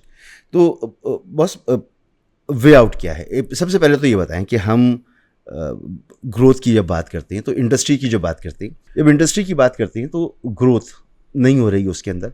तो ग्रोथ की तरफ जाने का तरीक़ा क्या है, फार्मूला क्या है? इंडिया में ग्रोथ अच्छी है, बांग्लादेश में ग्रोथ अच्छी है। मैं श्रीलंका गया, उधर जब डिफ़ॉल्ट हो गए थे उसके बाद गया, तो वो तो दोबारा से उठ रहे हैं माशाल्लाह, बड़े ज़बरदस्त आगे बढ़ रहे हैं। हम क्यों नहीं बढ़ पा रहे? हमारे 4-5 मसले हैं, उन मसलों को हल करते तो हम बढ़ना शुरू हो जाएंगे, कोई इतनी बड़ी बात नहीं है। हमारी पॉपुलेशन बहुत तेज़ी से बढ़ती है, इस पर कोई काम नहीं है। 70, 75, 80 लाख बच्चे हर साल पैदा होते हैं। जिस मुल्क में 2 करोड़ 70 लाख बच्चे ऑलरेडी स्कूल में नहीं हो, उस मुल्क में अगर 80 लाख बच्चा पैदा हो जाएगा तो हम कैसे 4 साल बाद उसको स्कूल में डालना होगा ना, तो कैसे डालोगे? ऑलरेडी तुम्हारे पास 2 करोड़ 70 लाख बच्चा स्कूल के बाहर, तुम्हारे पास है ही नहीं, वसाइल ही नहीं है। पॉपुलेशन प्लानिंग पे कोई काम नहीं करते। इस मुल्क में 40% बच्चा स्कूल नहीं जा रहा, उस मुल्क का कोई फ्यूचर नहीं है। मैं एकदम माजरत से कह रहा हूँ कि मैं और आप जितनी पॉडकास्टें कर लें, हमारे लोग प्लानिंग जितनी भी कर लें, हमारे वज़राए आला, वज़ीर आज़म जितनी मेहनत कर लें और जो भी यकसुई से नेक नियति से काम करें, कुछ भी नहीं होगा पाकिस्तान में अगर 40% बच्चा आपका स्कूल में नहीं होगा। खुर्रम दस्तगीर साहब से बात हुई तो वो कहते हैं कि आउट ऑफ द बॉक्स कोई सोल्यूशन लाना होगा। कोई out of the box solution नहीं है, इनसाइड द बॉक्स सोल्यूशन है कि बच्चों को तालीम दो, स्कूल में भेजो। खुर्रम दस्तगीर साहब भी स्कूल गए ना, माशाल्लाह बहुत पढ़े लिखे हैं। जी बहुत पढ़े लिखे हैं। तो कोई out of the box solution नहीं, पहले इनसाइड द बॉक्स सोल्यूशन तो एक मरतबा ट्राई कर लो। पहले बच्चों को तालीम तो दो। क्यों नहीं देते हो तालीम? क्या वजह है? पैसे कमी नहीं, कोई पैसे की कमी नहीं है। 5,000 रुपया फी बच्चा आप खर्च करते हैं पाकिस्तान के अंदर एक महीने का, 60,000 रुपये बच्चे को। ये आप जो है हमारी जो पार्टी है अवाम पाकिस्तान, उसके अंदर तो ये है कि भाई आप 4,000 रुपये का वाउचर दे दें उसके वालदैन को। तुमको प्राइवेट स्कूल में भेजना है, तुम प्राइवेट स्कूल में भेजो। हुकूमत की स्कूल में रखना है तो वाउचर नहीं मिलेगा। हुकूमत की स्कूल में नहीं रखना तो 4,000 रुपये तुमको दे रहे हैं, तो प्राइवेट स्कूल में दे देना। बिल्कुल सही। वो प्राइवेट स्कूल जो कि हुकूमत से रजिस्टर्ड हो और अप्रूव्ड हो, और फिर उनकी अगर फीस 7,000 है तो ऊपर से 3,000 आप दे दें, अगर 3,000 है तो हम 3,000 देंगे। लेकिन स्कूल को आप कहें कि तुमको 1,000 रुपये हम फी बच्चा और देंगे, बच्चे को सुबह नाश्ता दो। ये साउथ इंडिया में भी हमने देखा है, इंडिया के जी 100% रियासतों में कि वहाँ पे अटेंडेंस भी बढ़ जाती है और वहाँ पे क्वालिटी ऑफ एजुकेशन भी बढ़ जाता है और आउटकम्स भी बेहतर हो जाती हैं जब बच्चों को वो खुराक देते हैं। बिल्कुल। तो आप ये कर दीजिए, कोई बड़ी बात नहीं है। 5,000 रुपये आप जो ये खर्च करते हैं, जो कि सियासत के ऊपर खर्च करते हैं, टीचरों को, और जो वालिदैन अपने बच्चों को स्कूल में रखना चाहते हैं, हुकूमत की रहने दें उनको। लेकिन उस हुकूमत की स्कूल के चलाने के अंदर वो कोई ब्यूरोक्रेट लाहौर में बैठ के रहीम यार खान की स्कूल ना चलाए। लोकल गवर्नमेंट के अंदर होने चाहिए, लेकिन पेरेंट्स स्कूल बोर्ड पे होने चाहिए, जिसके बच्चे पढ़ रहे हैं और हमायदीन शहर हों, एक एजुकेशन मिनिस्ट्री का आदमी हो, कोई एक्सपर्ट्स हो, और वो बताएंगे। और इस्लामाबाद के अंदर तो मिनिस्ट्री की ज़रूरत नहीं है, आपको सिर्फ एक दफ्तर चाहिए जो बताए कि यार ये स्टैंडर्ड होना चाहिए कि 5वीं जमात का बच्चा जो है वो डिवीजन कर ले, 7वीं में रेशो निकाल ले, 9वीं के अंदर वो क्वाड्रेटिक इक्वेशन सॉल्व कर ले, 12वीं के अंदर वो डिफरेंशिएशन और इंटीग्रेशन कर ले। ये कोई बड़ी बात तो नहीं है लिखने। फिजिक्स का भी इस तरह लिख दो, इस तरह अंग्रेजी का लिख दो, इस तरह उर्दू का लिख दो। ये स्टैंडर्ड्स आप मेंटेन कर लें। तालीम नहीं दोगे बच्चों को तो कोई आगे नहीं बढ़ोगे। दूसरा मसला तालीम है, पहला मसला आपका पॉपुलेशन ग्रोथ है, तीसरा मसला आपका सेहत है, चौथा मसला ये है कि आप हुकूमत की, अगर आपको नहीं मिल रहे टैक्स तो फिर हुकूमत की साइज छोटी करो, NFC अवार्ड को चेंज करो। गलत जगह फंस गए हो तो उस वक्त करेंगे ना जब एक पार्टी की हुकूमत होगी। अब इत्तेहादियों की हुकूमत है भाई, एक ही पार्टी की हुकूमत पाकिस्तान में होती है। अभी भी इत्तेहादियों की हुकूमत है ना, नवाज शरीफ साहब की, शहबाज शरीफ साहब की थोड़ी है। एक देखें मेरी बात, और वो अल्लाह करेगा तो वो पार्टी जो है वो इनसे ये करवाएगी काम, नेकी इनको भी नेकी मिलेगी, इनकी नेक नामी भी होगी। देखिए, मैं ये मुस्लिम लीग की और पीपल्स पार्टी की सियासत अभी है। मुस्लिम लीग की सियासत तो उतनी रह गई है पंजाब में जितनी MQM की कराची में, माशाल्लाह से। ठीक। और पीपल्स पार्टी जो मैं सुनता हूँ कि अगला इलेक्शन उनके लिए भी मुश्किल होगा, लेकिन पता नहीं है।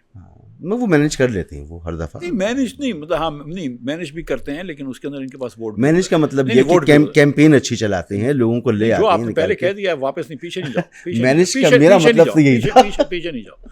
नहीं, लेकिन पीपल्स पार्टी की सपोर्ट है, जेन्युइन सपोर्ट। नो डाउट, ठीक है, जेन्युइन सपोर्ट है। ठीक है, जो बाकी MQM की भी जेन्युइन सपोर्ट है, तीसरे चौथे नंबर पे हर सीट पे आए। अच्छा, मेरे भाई हैं तो मैं मस्ती कर सकता हूँ, ठीक है। तो लेकिन पीपल्स पार्टी जेन्युइनली सपोर्टेड थी। लेकिन मैं आपको एक बात बताऊँ जी, आप देखें कि पीपल्स पार्टी के अंदर भी रैंडम लड़के जो हैं, ख़ास तौर पे urban areas of Sindh, northern Sindh में, सक्कर वगैरह में, खैरपुर में, PTI के लोगों ने वहाँ पे भी वोट लिया। ठीक है। सो आई डोंट नो कि मतलब पीपल्स पार्टी, मतलब अगर सिंध के अवाम को आप एक अच्छा सा ऑल्टरनेट देंगे तो मेरा ख्याल है कि उनको मिलना चाहिए। और मिफ्ताह भाई 2013, 2018 और 2024 इन तीनों इलेक्शंस को मैंने जाकर वहाँ पर कवर किया। तो ये 2013 से मैं वहाँ के नौजवानों में देख रहा हूँ कि वो अब बदजन हैं रिवायती सियासत से और रिवायती सियासी जमातों के साथ। ये आप कह रहे हैं? जी, मैं देख कर आया हूँ वहाँ पर और लोगों से मेरी बात हुई है। तो ये 2013 से 2024 तक बड़ा फ़र्क आया है। मैं ये समझता हूँ कि सियासत में पाकिस्तान के अब इतना वैक्यूम हो गया है कि हर सूबे में कोई ना कोई इंशाअल्लाह नई ताकतें आएंगी। अल्लाह करेगा तो वो बेहतर ताकतें होंगी और कंपटीशन देंगी, तो ये पार्टियां भी इनसे बेहतर होंगी, इनकी वजह से, कंपटीशन की वजह से बेहतर होंगी। और नई पार्टियां भी कुछ बेहतर काम कर सकेंगी। ठीक है, मैं आपसे पूछूंगा आपकी पार्टी के बारे में, लेकिन ये बड़ा बुनियादी सा सवाल होता है लोगों का कि डॉलर की जो कीमत है इस वक्त एक्चुअल यही कीमत होनी चाहिए या ये मसनूई कीमत है? कोई किसी को नहीं पता। नहीं। मुझे इतना पता है, इतनी इकोनॉमिक्स मैंने पढ़ी कि किसी को नहीं पता। ठीक, कीमत देखिए, डॉलर की कीमत किस तरह डिटरमिनेट होती है उसको देखते हैं। जी। कराची पाकिस्तान में 20-30 हज़ार लोग ऐसे हैं कि जो इंपोर्ट करते हैं चीज़ें, 10-12 हज़ार लोग ऐसे हैं जो एक्सपोर्ट करते हैं चीज़ें। ठीक है, उनमें से कई सौ रोज़ लोग इंपोर्ट कर रहे होते हैं, कई सौ लोग रोज़ एक्सपोर्ट कर रहे होते हैं। तो उनकी डिमांड आती है, उनकी सप्लाई होती है। इस तरह पता नहीं कितने बच्चे बाहर पढ़ रहे होते हैं जिनको डॉलर्स चाहिए होते हैं, जो कि पेरेंट्स को भेजना होता है, तो उनकी डिमांड आती है। कितने लोग वहाँ पे काम कर रहे हैं जिनको यहाँ पे भेजना होता है अपने वालिदैन को, तो उनकी सप्लाई आती है। कितनी अंडर इन्वॉइसिंग पाकिस्तान में होती है, चीन को ऊपर से पैसे भिजवाने होते हैं, तो उसकी डिमांड आई होती है। ठीक है। सो कितना लोग पैसा घुमा के, टैक्स बचा के पैसा घुमा के वापस पाकिस्तान ला रहे होते हैं प्लॉट ख़रीदने के लिए, तो उसकी सप्लाई आ रही होती है। इतने फैक्टर्स होते हैं। उसके बाद हुकूमत पाकिस्तान को कर्ज़ उतारने के लिए डॉलर्स देते हैं, जो कर्ज़ जिसमें डार साहब का भी रोल था, मुस्लिम लीग का भी रोल था, पीपल्स पार्टी का भी रोल था, और इमरान खान का भी बहुत बड़ा रोल था। जो इतने कर्ज़ लिए जो हम उतार रहे हैं, तो उसके अंदर जो कर्ज़ वापस कर रहे होते हैं, तो उसके लिए भी सूद देने के लिए भी जो पैसे खरीद रहे होती है स्टेट बैंक, उसकी भी डिमांड होती है। ये सब इतनी सारी डिमांडें मिले तो किसी के मुल्क कोई बैठे हुए इधर मेज़ पे नहीं बता सकता कि डॉलर इतने का होना चाहिए। क्या पता कितने का होना चाहिए। तो ये कैसे डिटरमिन करते हैं? मार्केट डिसाइड करती है। अब प्रॉब्लम ये है कि अच्छा। मार्केट बड़ी थिन है, और मार्केट में जो सबसे बड़ा एक्टर है वो स्टेट बैंक ऑफ पाकिस्तान है। तो state bank of Pakistan dollar खरीद रहा होता है, उसकी वजह से डॉलर जो है उसकी शॉर्टेज होती है या प्रेशर आ जाता है, लेकिन वो उसको बढ़ने भी नहीं देता, उसको बैंकों को टोक के रखता है कि नहीं तुम अभी नहीं बेचो, महंगा नहीं बेचो, वगैरह वगैरह। तो स्टेट बैंक मैनेज होता है, थोड़ा सा मैनेज होना चाहिए, क्योंकि थिन मार्केट है। अगर इतनी छोटी मार्केट के अंदर अगर आप मैनेज नहीं करें, नंबर्स इतने ज़्यादा हैं लोगों के जो इंटरेक्शन करते हैं, लेकिन मार्केट छोटी है, तो मैनिपुलेट भी होती है मार्केट। ऑफ कोर्स होती है, मैनिपुलेट होती है। बैंक्स भी कर सकते हैं, स्टेट बैंक भी कर सकता है, और हमने देखा है दुनिया के अंदर, थाईलैंड में, मलेशिया में, साउथ अमेरिका के मुल्कों में, यूरोप के मुल्कों में, कि प्राइवेट सेक्टर के बड़े बड़े लोग मैनिपुलेट कर सकते हैं। हमारे यहाँ भी होता है। हमारे यहाँ इतना नहीं होता है, क्योंकि इतने बड़े लोग इसमें होते नहीं हैं इन्वॉल्व, लेकिन करेंसी ट्रेडर्स भी मैनिपुलेट करते हैं। तो इट्स वेरी डिफिकल्ट टू से कि what is the right price. It is almost not actually, but the price is के जो मार्केट में प्राइस है उसको सही मान लो। ठीक है, और उसको सही मान लोगे तो वो बस उस पर गुजारा कर। अब कर्ज़, इमरान खान ने जितना कर्ज़ लिया वो पाकिस्तान की तारीख़ में कभी नहीं लिया गया था, और अब जितना कर्ज़ लिया है वो इमरान खान से भी आप आगे चलेगा, बहुत आगे चलेगा। यानी कि जितना पाकिस्तान की तारीख में नहीं लिया गया था वो फिर आपने दोबारा ले लिया, तो अब अगला जो 5 साल आएंगे यही होगा। बिल्कुल यही होगा। यही बात इमरान खान साहब नहीं समझते थे 2013 में। इमरान खान साहब बहुत सारी और बातें भी नहीं समझते थे, लेकिन ये भी नहीं समझते थे। ठीक है, फौज से लड़ाई नहीं करनी चाहिए, ये भी एक बात। यही बात। तो और मैं मेरे पीटीआई के दोस्तों को बोलूँ कि मैं बड़ी इज्जत करता हूँ जिस तरह इमरान खान ने बहादुरी से झेल काटी है। तो मैं ये पहले कह दूं, इससे पहले कि आप मुझे बुरा भला कहें, लेकिन मैं ये कहना चाहता हूं, वो सब समझते हैं आप ज़रा विटी हैं और थोड़ा सा, लेकिन बहुत सारी समझदारी का फौतान इमरान खान साहब में भी था। और जिस तरह की वो बातें करते थे कि मैं IMF के पास नहीं जाऊंगा और मैं ये कर दूंगा, मैं वो कर दूंगा, ये सब बातें होती हैं। ठीक है, और जब उन्होंने इतना कर्ज लिया, फिर शहबाज शरीफ आए तो इतना कर्ज लिया, क्योंकि कर्ज वापस करना होता है जी। आप कर्ज लेते हैं कर्ज वापस करने के लिए। अब उसकी एक साइकिल है, और ये कब 2010 से कर्ज बढ़ गया है। 2010 में ऐसा क्या हुआ था कि जिसकी वजह से कर्ज बढ़ गया है? NFC अवार्ड किया आपने जाके सूबों को 57% पैसे दे दिए, फिर उसके बाद सिंध को थोड़े और मिलते हैं, पंजाब KP को थोड़े और मिलते हैं, फिर आज़ाद कश्मीर को, गिलगित बल्तिस्तान को और फाटा को पैसे देते हो। आप 62% पैसा जो वफाक कमाती है वो सूबे को दे देती है। तो अगर वफाक का 8,000 अरब रुपए का डेफिसिट था पिछले साल, तो इसको 8,000 और टैक्स नहीं लेना है, इसको 20,000 टैक्स लेना है, क्योंकि 12 तो वफाक दे देगा। ठीक है। अब सिंध वालों को तो पता नहीं है कि हुकूमत को सिंध को कितने पैसे मिलते हैं, 3,500 अरब रुपया इनके पास होता है, लेकिन नज़र नहीं आता।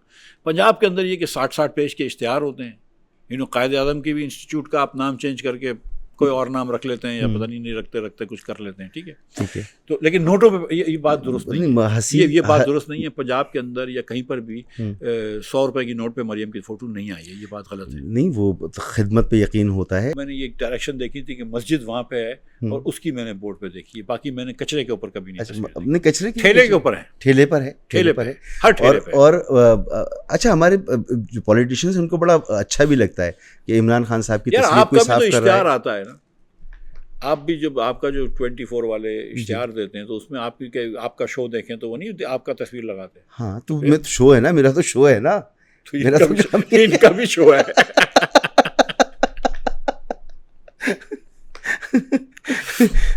मैं क्या कहूँ, मैं भी शो ही है ना मेरे भाई। पॉलिटिक्स कहते हैं ना वो कि पॉलिटिक्स भी एक जो है वो it's entertainment section of the military industrial complex, इस तरह समझ लीजिए कि अब भी मतलब अब हर वक्त हम मतलब पॉलिटिशियन को भी हर वक्त मशहूर होना होता है ना, आपको भी बड़ा बनना पड़ता है। हर वक्त होना पड़ता है, मगर अभी तो लगता है 24 घंटे में से 26 घंटे मशहूर होना है। सबकी अपनी अपनी स्टाइल होती है, ठीक है।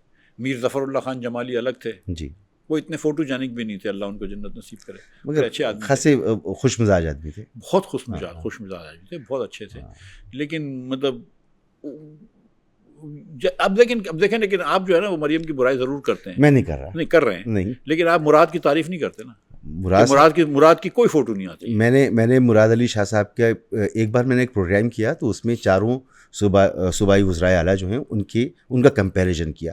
तो इस तरफ बुज़दार साहब थे, इधर मुराद अली शाह साहब थे, बाकी सब तो सबसे ज़्यादा पढ़े लिखे, सबसे ज़्यादा काबिल, स्टैनफोर्ड से मास्टर किया हुआ है, पढ़े लिखे, सचमुच पढ़े लिखे, बहुत अच्छा है। उनका बैकग्राउंड जो है वो इकोनॉमी का भी है और उनका साइंस का भी, टेक्नोलॉजी का भी है। NLD से फारिग तहसीन है। 6 चीज़ें करनी है। पॉपुलेशन कंट्रोल कर लो, लोकल गवर्नमेंट्स बना दो, अगर लोकल गवर्नमेंट्स नहीं बनाने देते सूबे तो फिर छोटे सूबे कर दो। अच्छा, मुझसे एक मिनट, अभी मैं 5 चीज़ें आपकी पूरी सुनूंगा। आपने सबसे पहले पॉपुलेशन कंट्रोल की बात की। अब पॉपुलेशन कंट्रोल हमारे यहाँ मजहबी मसला भी बन जाता है, हमारे यहाँ सोशल इशू भी बन जाता है। हमारे यहाँ तो लोग पोलियो के कतरे नहीं पीते कि पोलियो के कतरे पी लेंगे तो बच्चे पैदा नहीं होंगे। हमारे यहाँ तो लोग वैक्सीन के इंजेक्शंस नहीं लगाते। तो पॉपुलेशन कंट्रोल हमारे यहाँ आसान कहाँ है? देखिए, अल्हम्दुलिल्लाह पाकिस्तानी बड़े अच्छे मुसलमान हैं, लेकिन वाहिद मुसलमान नहीं है। हाँ, ठीक है। हमारे अलावा भी दुनिया में बहुत सारे और मुसलमान ममालिक हैं जो इसके अंदर हमसे ज़्यादा ईमानदारी होती है, हमसे ज़्यादा रवादारी होती है, हमसे ज़्यादा भाईचारा होता है। तो बांग्लादेश भी मुसलमान मुल्क है, उधर जो इज्तिमा होता है, जो हमारा जो रायवन का इज्तिमा उससे डबल साइज़ का होता है, 40 लाख लोग जमा होते हैं। बांग्लादेश के अलावा इजिप्ट भी मुसलमान मुल्क है, जॉर्डन भी मुसलमान मुल्क है, हम उनको माने कि ना माने, सऊदी अरब भी मुसलमान मुल्क है, ठीक है। जिस मुल्क को ज़रूरत पड़ी है पॉपुलेशन कंट्रोल की, सब ने कर लिया है। कोई भी इस्लाम का किला नहीं है, सिर्फ पाकिस्तान नहीं। अब सीरियसली इस्लाम का किला तो पाकिस्तान को भी मैं नहीं मानता हूँ। आप ना माने, मगर इसकी वजह मैं आपको बताऊँ कि इस्लाम को इन किलों की ज़रूरत नहीं है, ठीक है। पाकिस्तान को बने हुए 1370 साल हुए हैं, इस्लाम को आए हुए 1450 साल हो गए। तो पहले जो है वो इस पाकिस्तान से पहले जो 1300 साढ़े 1300 साल थे वो इस्लाम का किला कौन चला रहा था? किला तो था नहीं, तो इस्लाम कैसे चल रहा था? ये जो मौलवी साहिबान हमेशा बोलते हैं कि इस्लाम ख़तरे में आ जाएगा, तो तुम्हारे पैदा होने से पहले क्या हो रहा था? ठीक है, मतलब उसके अंदर कुरान मजीद आया, उसको कोलेट किया, हज़रत ज़ैद बिन सभी ने, हज़रत उस्मान के ज़माने में दीगर कॉपियाँ जलाई गईं, वो एक कॉपी रही।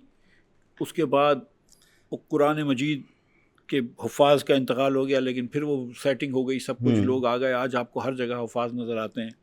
हदीस जमा हुई, हज्जाज बिन यूसुफ के ज़माने में इराब लग गए, ठीक है, हाँ, उसके बाद हदीस जमा हुई जी, सही सत्ता है, और उसके अलावा बतेरी हदीस की किताबें हैं, पूरी शरिया की पूरी वो हुई जी, फ़िक़्ह की 4 बड़े इमाम आए, इमाम अबू हनीफ़ा, इमाम सुन्नियों के अंदर इमाम जाफ़र सादिक, 5 हो गए। ये तो सब पाकिस्तान बनने से पहले हो गया था। तो किला तो था नहीं आपके पास, तो ये कैसे हो रहा था?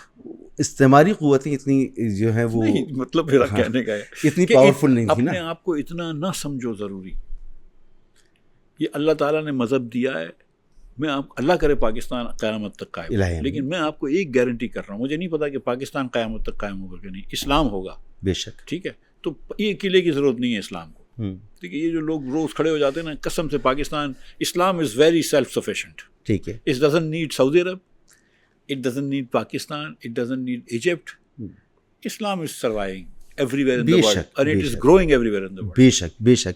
लेकिन जब पॉपुलेशन कंट्रोल की बात आती है तो हम तो पोलियो रिडक्शन में कामयाब नहीं हुए अभी आज तक। हम पोलियो रिडक्शन में कामयाब हो जाते हैं ईमान से। अच्छा। अफगानिस्तान नहीं होता, और वहाँ की पॉपुलेशन इधर आ जाती है, उससे हमारा ट्रांसफ़र हो जाता है। और जो हमारे रेफ्यूजीज़ की पॉपुलेशन होती है, आप देख लीजिएगा ना, जब जहाँ पोलियो के वायरसेस और निकलते हैं ना, वो रेफ्यूजी की पॉपुलेशन करीब होती है। कभी कभी निकला है पिंडी के भी सेंटर। नहीं, कराची से हर साल। कराची में बहुत अफगानी पॉपुलेशन सुपर हाईवे पे रहते हैं ना, जिसको अब हम मोटरवे कहते हैं। जी जी जी जी। वो सुपर हाईवे मैं छोड़ दिया मोटरवे कहना, उसको सुपर हाईवे कहते हैं। क्यों छोड़ दिया? क्यों? सारे पंजाब में मोटरवे बनाया, सिंध में जब बारी आती है इनके पास पैसे ख़त्म हो जाते हैं। मैं कहा यार, तो अयूब खान जो बना के गया सुपर हाईवे, तो उसका नाम मोटरवे रख दो, तो ये मोटरवे नहीं, हमको हमारा मोटरवे दो। ठीक है। सो द थिंग इज कि मतलब सुपर हाईवे पे अफगानियों की पॉपुलेशन है, तो उसकी वजह से तो ये सिर्फ Afghanistan failure, this is not a Pakistan. अच्छा, ठीक है। पोलियो तो बट द थिंग इज कि जब आरिफ अलवी साहब सदर थे, तो उन्होंने मुझे बताया था कि उनकी बात भी हुई थी, उलमा कराम भी रेडी हैं ये करने के लिए। आप उलमा की बहाना लेके, ये उलमा को आपने IMF बना दिया है। हाँ, ठीक है।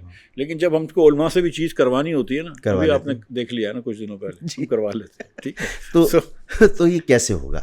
यानी पॉपुलेशन कंट्रोल किए बगैर तो कोई गुजारा ही नहीं है। तो करो ना। कैसे करें? यहाँ तो बात करने ही अजाब है। कोई बात का मतलब मैं और आपको बात करनी शायद इतनी दुरुस्त तरीका नहीं आता, लेकिन लेडी हेल्थ वर्कर्स जो होती हैं, वो गांव-गांव, गोट-गोट जाएं, अर्बन शहरों में शुरू करें, गवर्नमेंट इंसेंटिव प्रोग्राम करे, वाइसेक्टमी के इंसेंटिव प्रोग्राम करे, हिस्टेरेक्टमी के प्रोग्राम्स करे, वो जो ट्यूब टाइट्स के जो भी किस्के होते हैं तरीक़ेकार, 2-3 बच्चे हो जाएं तो उसके बाद वो 5 साल वाले टीके होते हैं, 3 साल वाले टीके होते हैं, बहुत सारी चीज़ें होती हैं। पिल्स को आम कर सकते हैं, दीगर कॉन्ट्रासेप्शंस को आम कर सकते हैं। मैं उसमें अब तफरीर में नहीं जाना चाहता हूँ, लेकिन द थिंग इज़ कि देयर आर वेज, मुझे तो इतना नहीं समझ में आता, लेकिन कोई कमेटी तो बनाओ, कोई गायनाकोलॉजीज़ के एक्सपर्ट्स, कोई पॉपुलेशन की डेमोग्राफी के एक्सपर्ट्स, मज़हब के एक्सपर्ट्स, उलमा इकराम को बिठाओ, इस्लामिक आइडियोलॉजी वालों को बिठाओ, बैठ के बात तो करो। हम सारा दिन बात करते हैं, 8 कमेटियाँ प्राइम मिनिस्टर साहब ने बनाई हैं, 8 या 10 कमेटियाँ एक्सपोर्ट्स बढ़ाने पे। बढ़ेगा नहीं एक्सपोर्ट, लेकिन कमेटियाँ बनाई, तो एक कमेटी इस पर भी बना दें। तो ये भी आइडियोलॉजी का मसला है, कॉम्पिटेंस का मसला है, नॉट अंडरस्टैंड। देखो, ये समझ और कॉम्पिटेंस अलग होती है। छोटी मोटी समझ सबको होती है अपने फ़ायदे की, अपने सियासी फ़ायदे की, ठीक है, लेकिन दे डोंट रियली अंडरस्टैंड कि यार this is very very important, this is not urgent. ठीक है। पॉपुलेशन कंट्रोल का आज शुरू करोगे तो आज फ़ायदा नहीं होगा, लेकिन जिसका आज फ़ायदा नहीं हो रहा तो सियासतदान उसका नहीं सोचता। वो तो ये सोचेंगे ना, यार मैं 5 साल मेहनत करूंगा और समर तो 8वें साल आएगा, तो अब तो मेरे बच्चे होंगे, मुझे क्या जरूरत है। शॉर्ट टर्म प्लानिंग है हमारी। तो पहली चीज़ आपने पॉपुलेशन कंट्रोल, आगे आप तालीम, ठीक है। तो उसके बाद आपने तालीम को एक्चुअली ठीक करने के लिए आपको लोकल गवर्नमेंट्स बनानी पड़ेंगी। अगर लोकल गवर्नमेंट सूबे नहीं बनने देते तो फिर आपको छोटे सूबे बनाने पड़ेंगे। ठीक है, पहला ऑप्शन दे देंगे लोकल गवर्नमेंट बन जाओ, इंसान के बच्चों की तरह इसको एम्पावर्ड करो, सारे पैसे खुद नहीं रख लो, इजारादारियाँ ना कायम करो। लेकिन अगर तुम बज़िद हो के इजारादारी कायम करोगे तो फिर हम छोटे सूबे बना देंगे। ठीक है। ख्वाजा आसिफ साहब ने पार्लियामेंट में कहा कि हमेशा लोकल बॉडी सिस्टम जो है पॉलिटिकल मनूवरिंग के लिए या पॉलिटिकल ज़रूरतों के तहत जो है उसका, यानी वो एक हथियार है, पॉलिटिकल हथियार के तौर पर उसे इस्तेमाल किया है। यही हुकूमत का लेवल होता है जो हुकूमत को सर्विस पहुंचाता है, लोगों को सर्विस पहुंचाता है। ये करें 4-5 चीज़ें, police, health, education, water supply, तो ज़रूर दे दें आप लोग गवर्नमेंट को। डायरेक्ट उनको आप फंड करें वफाक से। PFCs तो सूबे बनाती नहीं है, तो NFC के अंदर अपने अपने इससे म्यूनिसिपल कॉर्पोरेशन के दे दें। 70% of this money should go to this localities, 30 should go to the provinces. फिर आपने जो है हुकूमत की साइज़ निचकारी करनी है, और हुकूमत की साइज़ को छोटा करना है, और टैक्स रेट्स कम करने हैं, सेल्स टैक्स रेट कम करने हैं, इनकम टैक्स रेट्स कम करने हैं, ये गलत इंसेंटिव्स कम करने हैं आपने। ठीक है, ये एक बहुत ज़रूरी है, लेकिन हुकूमत का अखराजात साथ साथ कम करने हैं। फिर जो करने के रिफॉर्म्स हैं हुकूमत के अंदर, पेंशन रिफॉर्म्स करना ज़रूरी है, हुकूमत की साइज़ छोटा करने की ज़रूरत है, हुकूमत का स्कोप छोटा करने की ज़रूरत है, वो काम करें। ये 4 काम करने हैं आपने, बस सब ठीक हो जाएगा। यार देखिए, हर चीज़ तो, कल मैं European member of parliament Germany से थे, वो मेरे घर पे आए हुए थे। ठीक है। तो वो जर्मनी के मसाइल बता रहे थे। जिधर 50-60 हज़ार डॉलर पर कैपिटा जीडीपी है, ठीक है, तो मसाइल तो कभी भी ख़त्म नहीं होंगे ना, नहीं होंगे। ठीक है। अभी तो ये बिलावल साहब आए हैं, आसिफा बीवी आई हैं, मरियम बीवी आई हैं, तो इनके बच्चे भी तो आएंगे, तो वो भी तो हुकूमत में आएंगे ना। जुनैद सफदर के ज़माने में भी मसाइल तो होंगे, ठीक है। तो आपको यकीन है इस बात का? यकीन नहीं है, लेकिन क्योंकि वो तो अभी तक कहीं है ही नहीं ना, कहीं यकीन नहीं है, लेकिन मतलब एक बात कर रहा हूँ, हाँ। तो चलो जुनैद सफदर नहीं हो, कोई और हो जाए, लेकिन मिसाल है कि इनके बच्चे भी तो आएंगे, तो मिसाल ही होंगे। हाँ। हो सकता है कि हमारे बच्चे भी आ जाए, कोई हाँ, मेरे आपके बच्चे के भी कभी चांस लग जाए, क्या पता। आपकी तो पार्टी बन गई है। मेरे बच्चों को तो कोई इंटरेस्ट नहीं है, लेकिन मेरी पार्टी बन गई है, पार्टी बन गई है आपकी। हाँ। तो सर और मैंने उसे वैसे ही जिद पार्टी के अंदर आइन में लिखवाया कि शाहिद भाई के बाद शाहिद भाई के बच्चे नहीं आ सकते पार्टी में। सिर्फ शाहिद भाई के लिए ही है? सिर्फ नहीं, शाहिद भाई के लिए, सबके लिए, सबके लिए। हाँ। यानी जो सरबराही कर लेगा उसके बच्चे नहीं आएंगे? सरबराही 2 टर्म कर सकता है, उसके बाद उसको जाना जरूरी है उस पोस्ट से। तो सर कोई और आएगा, उसके बच्चे नहीं आ सकते ना, उसकी कोई, उनकी शाहिद भाई की एक बहन सियासत में, वो भी नहीं आ सकती। अच्छा, आप इतना जो है वो बिल्कुल एक हट के पार्टी का आपने एक स्ट्रक्चर बनाया है, और 1-2 मरतबा आप सदर बन गए पार्टी के, उसके बाद नहीं बन सकते। तो मैंने पहले भी किसी जगह आपसे सवाल किया था कि मिफ्ता भाई, हमारे यहाँ जो निज़ाम है उसको हमने माना है, समझा है, और उस पर हम अमल करते हैं। हमारे यहाँ शुरू से हाइब्रिड निज़ाम है, कम से कम जब से बेनज़ीर भुट्टो साहब आएंगे, तो उस वक्त से अगर देख लें तो जब से आएंगे एक हाइब्रिड निज़ाम है, हमने उसको माना है। इलेक्शन इसी तरह से होते हैं, कभी कम कभी ज़्यादा, हमने इसको माना है। तमाम पार्टियों ने इसी तरह से हुकूमतें बनाई हैं, इसी तरह से इलेक्शन लड़े, और जब वो अपोजिशन में होती हैं तो वो उसके अगेंस्ट बात करती हैं, हुकूमत में आती हैं तो इसे तस्लीम करती हैं। तो यही सिस्टम है। आप इस वक्त क्योंकि कहीं नहीं हैं, तो आप इस निज़ाम के ख़िलाफ़ हैं? पहले कामरान भाई ने ट्रेनिंग बेस्ट की है आपकी।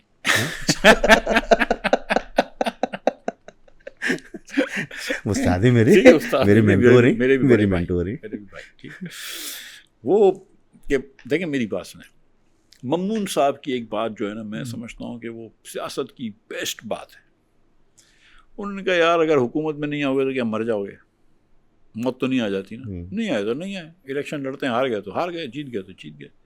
तो अगर आपकी सिर्फ ऑब्जेक्टिव ये है कि आपकी कोई डिग्निटी नहीं है, आपका कोई वैल्यूज़ नहीं है, कभी आप वोट को इज़्ज़त दें, कभी आप किसी और को इज़्ज़त दें, आपको कोई कॉन्सेप्ट नहीं है, ठीक है।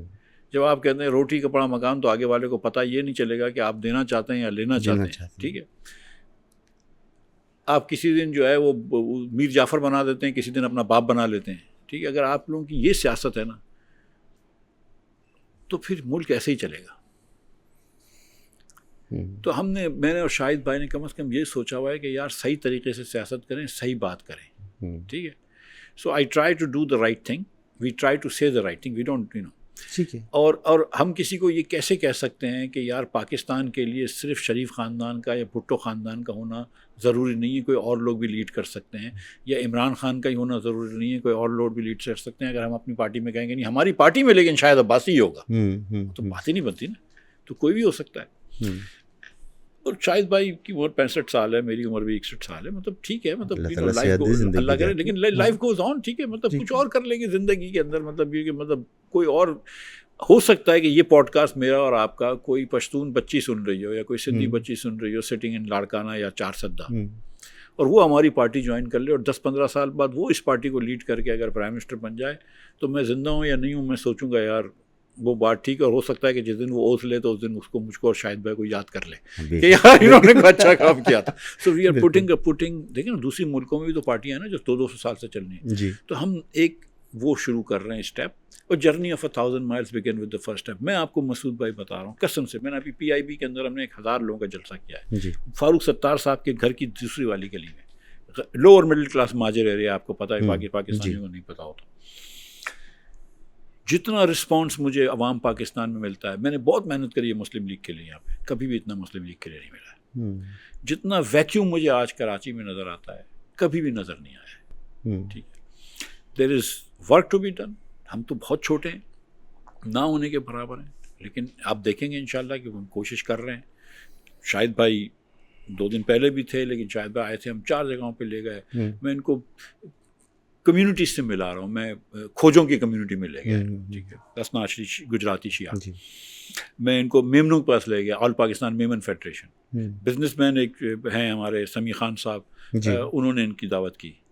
फिर एक दिन PIB के अंदर जलसे करे, तो शाहिद भाई की भी बड़ी लोग अप्रिशिएट करते हैं, उनकी बातें अप्रिशिएट करते हैं। उनको ये लगता है कि यार मिफ्ताह और शाहिद जो है ना वो बातें सही करते हैं, ठीक है, लेकिन अभी हम बातें ही कर सकते हैं ना। नहीं, अल्लाह ताला आपको अभी जब इलेक्शन आएगा तो फिर देखेंगे इंशाल्लाह ताला। जीत गए तो जीत गए, हार गए तो हार गए, लेकिन एकदम डिग्निटी लूज करके नहीं जीतना नहीं, ये बहुत बहुत बहुत अच्छी बात है। और इसीलिए मैंने देखा जब आपने कराची में अपने दफातर खोले और मैं आया था, उसमें बड़ा अच्छा रिस्पांस था, बहुत बहुत लोग थे आपने जमा किए हुए थे। बस दो बातें, वो तो दोराजी कॉलोनी था ना, वो मेरे मेमन थे। नहीं, तो आपने PIB में किया जो आप बता रहे हैं, वो तो बड़ा मैदान है और वहाँ तो नहीं, अभी हमने हमारे शेख सलाउद्दीन साहब जो MQM के MNA भी थे, जी शेख सलाउद्दीन, अब उन्होंने जो है वो दिसंबर 6 को या दिसंबर 7 को या शायद 14 को वो अब सेंटर डिस्ट्रिक्ट के अंदर नॉर्थ नाज़िमाबाद में या लियाकताबाद में कहीं ना कहीं वो एक जलसा करेंगे। अच्छा, उसके बाद अगला जलसा जो है वो कोरंगी में होगा। ये हज़ार 1500 लोगों का होगा, इससे बड़ा नहीं होता है, ठीक है, लेकिन ये हम करते रहेंगे। कब तक सोच रहे हैं मीनार पाकिस्तान तक पहुँचने का? हमारी सोच है कि इलेक्शंस जो है ना वो अभी तो बहुत दूर है, 29 में तो है ना इलेक्शन। 29 में। तो हमारे पास हमारी सोच है कि हमारे पास वक्त है, हमको ऑर्गेनाइज करनी चाहिए पार्टी। तो हम ऑर्गेनाइज कर रहे हैं। मीनार पाकिस्तान पे जाना ज़रा सा अभी प्री मैच्योर है हमारे लिए, ठीक है, लेकिन हम जगहों पे, लाहौर के अंदर जगहों पे जाएंगे। नश्तर पार्क कर लेंगे उससे पहले? नश्तर पार्क उससे पहले नश्तर पार्क पे अल्लाह की मेहरबानी से वो चाइना कटिंग इतनी हो गई है, आप तो छोटा हो गया। लियाकत बाग कर लेंगे आप? सब जगह जाएंगे सर। लियाकत बाग में जाते हुए डर लगता है, लेकिन खतरनाक जगह है उधर। शाहिद भाई उनको सर आप तल्ले चले जाओ, उनको मत लेके जाइएगा, वहां पर 2 वज़रा साबिक वज़रा आज़म, तो इसलिए मैं कह रहा हूँ कि शायद नहीं, उधर मैं कहूँगा शाहिद भाई अकेले चले जाओ, मैं आपकी गाड़ी में नहीं आ रहा हूँ। शाहिद भाई को लेके ही मिल जाइएगा, उनको जो ना नहीं बगैर शाहिद भाई के जलसे नहीं होते। नहीं, वो शाहिद भाई हमारा वो है माशाल्लाह से, इस उम्र में भी वो जितने एक्टिव हैं। और गालिबन पिछले साल की बात है, उनसे मुलाकात हुई तो उन्होंने मुझे ड्रॉप किया होटल तक, तो जिस तरह वो गाड़ी चलाते हैं ऐसा लगता है जहाज़ चला रहे हैं वो। कसम खुदा की बहुत तेज़ चलाते हैं, बहुत तेज़ चलाते हैं। हाँ, मैंने कहा इतनी तेज़ चलेंगे, मैं इस गाड़ी को नहीं देख रहा, 2 गाड़ियाँ आगे देख रहा हूँ। वो अपनी ड्राइविंग पे उनको कुछ ज़्यादा ही नाज है, लेकिन बहुत तेज़ चलाते हैं गाड़ी। तो मतलब सीरियसली 2-2.5 घंटे, मैं खैर एग्जैजरेट करता हूँ। मैं कभी कभी मेरे घर से एयरपोर्ट जा रहा हूँ, मैं शायद जिस स्पीड पे जा रहे हैं गाड़ी को ले जाइए इस्लामाबाद, आधे घंटे में जी। 2 बातें सिर्फ आपसे और पूछना चाहूँगा, क्योंकि हम कराची आइट हैं और कराची से दिली वाबस्तगी भी, और जब तक कराची ठीक नहीं होता हमारे जहनों में यह है कि पाकिस्तान उस वक्त तक ठीक नहीं होता। तो पीपल्स पार्टी क्या करती है, क्या नहीं करती, वफाकी हुकूमत क्या करती है, क्या नहीं करती, हमारे मुल्क का एक सिस्टम तो है ना, वो एक जो जिसे हम इस्टेब्लिशमेंट कहते हैं, तो वो क्या कर सकती है, उसको तो कुछ ना कुछ करना चाहिए। अब SIFC भी है, सारी चीज़ें, जब इकोनॉमी में आप आए रहे हैं तो फिर कराची को कब तक आप ठीक करेंगे? अच्छा देखें, एक ये जो कराची आइट हो के ना हो, मतलब मैं लाहौर में भी बहुत अरसे रहा हूँ, मेरे बहुत दोस्त हैं लाहौर में, मेरा घर भी इस्लामाबाद में भी मेरा घर है। So I mean I love all 3 cities seriously. The thing is that ये वाले मसाइल कहीं नहीं जब है भी नहीं, ठीक है, दिस इज ट्रू।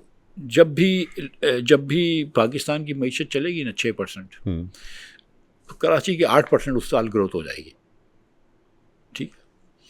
ऑल्टरनेटिवली आप इस तरह सोचिए कि पाकिस्तान में 6% कंसिस्टेंट ग्रोथ लाने के लिए कराची में 8% ग्रोथ लानी पड़ेगी, ठीक है। इस तरह भी सोच लीजिए, कराची में 8% ग्रोथ लाने के लिए आपको क्या करना पड़ेगा, तो आपको एक लॉ एंड ऑर्डर तो ठीक करना पड़ेगा, लेकिन बेसिक सिविक सर्विसेज ठीक करनी पड़ेंगी। कराची के अंदर आपके पास बसें ही नहीं है, पब्लिक ट्रांसपोर्ट में बसें नहीं है, बसें ख़त्म हो गई, आएंगी ना, नई बसें आएंगी। नहीं वो थोड़ी बहुत 25-50 नहीं, मतलब हज़ारों बसें होनी चाहिए ना, जहाँ पे आपको इंसेंटिव पैकेज दे दें तो प्राइवेट सेक्टर के लोग बसें डाल देंगे। 4-4 साल से ये रोड खुदे हुए हैं, यूनिवर्सिटी रोड है, करीमाबाद का रोड है, एंड ऑल दैट स्टफ। ऐसा नहीं हो सकता कि आज के दौर में 60% शहर में पानी ना हो, किसी शहर में नहीं होता। लेकिन जो कराची के लोग जो नहीं सोचते, और सोचना चाहिए माजरत के साथ, वो ये है कि यार कराची जो है ना अब भी अमीर शहर है। तो कराची में अगर आप सुबह मूंगफली लेके भी निकलेंगे ना 1000 रुपए की, तो रात को आएंगे तो 3000 रुपये घर पे लेके आएंगे। सही। आप ये बलूचिस्तान और सिंध में, इंटीरियर सिंध में नहीं कर सकते, ठीक है। उधर कोई रोज़गार ही नहीं है। कराची में कम से कम रोज़गार है, अगर थोड़ी सी आप मेहनत करना चाहते हैं तो मोस्टली भूखे नहीं मरेंगे। लेकिन अगर इसके ऊपर थोड़ा सा सरपरस्ती कर ली जाए कराची की, जो कराची को कोई ओन करे। हाफिज़ नईम ने कोशिश करी लेकिन अब वो मंसूरा चले गए। और हम तो, मैं और सलाउद्दीन तो सारा दिन ये सोचते रहते हैं, नासिर भाई हमारे साथ, नासिर महमूद साहब, कि हम कराची की ये बात करेंगे कि यार कराची का ट्रांसपोर्ट ठीक करो। ये हम ट्राम चलती थी मेरे बचपन में जी, बसें डबल डेकर बस भी होती थी, सिंगल डेकर बसें होती थी, उधर से कम होते होते मिनी बस होती थी। फिर X12 मेरे ख्याल से मैं कॉलेज से जाता था, 11B होती थी एक, आजमजी साइंस कॉलेज से मुझे घर पे लेके आती थी। अब हम आ गए हैं चिंचियों पे। अच्छा, वो जो बसें थी ना 1960 वाली, वो आज तक चल रही हैं? जी जी जी, वो चल रही है। अच्छा, वो ट्राम, अब चिंचियों पर आ गए, ट्राम पर मुझे याद आया, ट्राम में बड़ा शौक था, देखता था, लिस्बन गया, वहाँ बैठा मैं उसमें ट्राम में। चलो, वहाँ पर भी चल रही है अभी मतलब, तक। तो सो थिंग इज कि मतलब हम चिंची पे आ गए जी, जैसे कि सर्कुलर रेलवे ख़त्म हो गई, हालांकि भुट्टो साहब ने शुरू की थी लेकिन ख़त्म हो गई। कोई बड़ी बात नहीं है इसको चलाने के लिए, लेकिन कोई करता ही नहीं है, नोबडी केयर्स। ठीक है, Sindh government really doesn't care, वफाक भी also doesn't care. So I think that this and to be very honest with you, इसमें सबसे ज़्यादा डिसअपॉइंटिंग रोल जो है ना वो MQM का है कि MQM ने तो मतलब बेड़ा गर्क ही करा है कराची की, कोई अच्छा ही चीज़ नहीं करी। आजकल आपस में लड़ रहे हैं बट लेकिन मतलब यही कर रहे हैं। पीपल्स पार्टी को, PTI को वोट 13 में तो इतने मिले नहीं, लेकिन 18 में मिले कुछ वोट, कुछ सीटें ज़्यादा मिली इनको, लेकिन उन्होंने कुछ भी नहीं किया।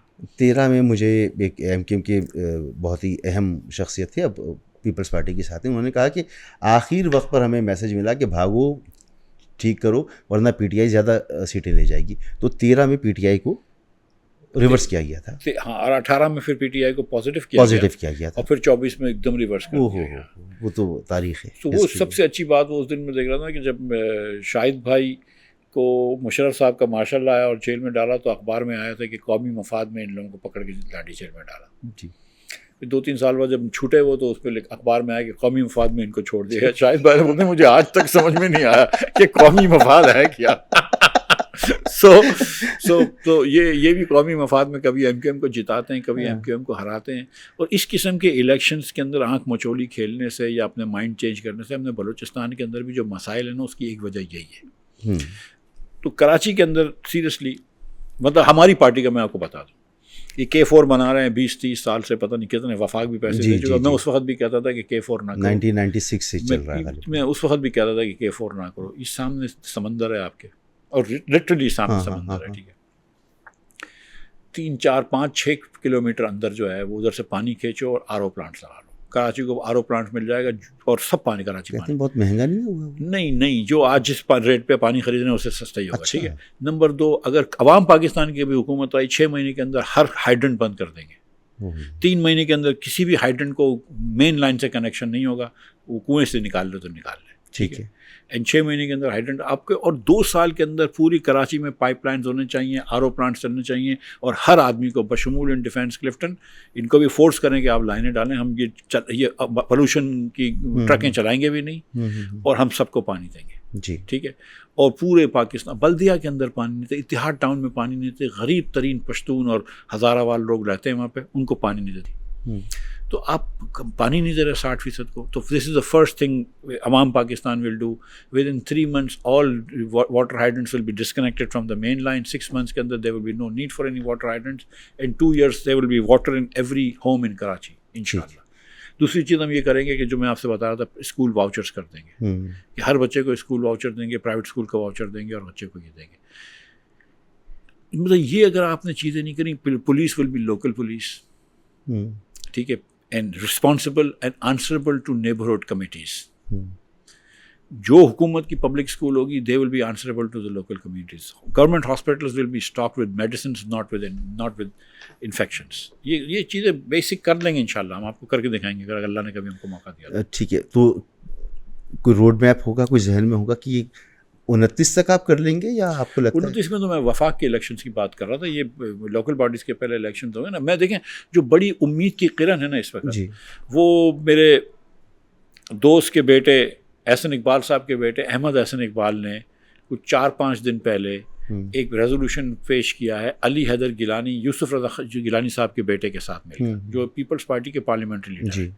और इन्होंने कहा है वफाक को कि यार आप एक मुस्बत आईनी चैप्टर लिख दें जो लोकल गवर्नमेंट्स के ऊपर, क्योंकि ये बेहतरीन, और जो इससे भी अच्छा है, जो पंजाब गवर्नमेंट का तो लोकल गवर्नमेंट लॉ बेकार है, और वो बड़ा अच्छा एक लॉ कहते हैं कि वो हो जाना चाहिए। उसके अंदर मैं थोड़ा सा अमेंडमेंट चाहता हूँ कि PFC, क्योंकि सूबे की हुकूमत नहीं बनाती, प्रोविंशियल फाइनेंस कमीशन, तो NFC के अंदर जो पैसे हैं वो डायरेक्ट सूबों को, शहरों को मिले, ठीक है। 70% या कुछ। ये अगर एक अमेंडमेंट कर लेता है, और अब मैंने सुना है कि दूसरी असम्बलियाँ भी ये में बात चल रही है, क्योंकि पीपल्स पार्टी, PTI और मुस्लिम लीग तीनों ने वोट दिया है, बिल्कुल ऐसे ठीक है, और मलिक अहमद ने इसको स्टेयर किया है, जो स्पीकर है, जी, बहुत अच्छे आदमी हैं।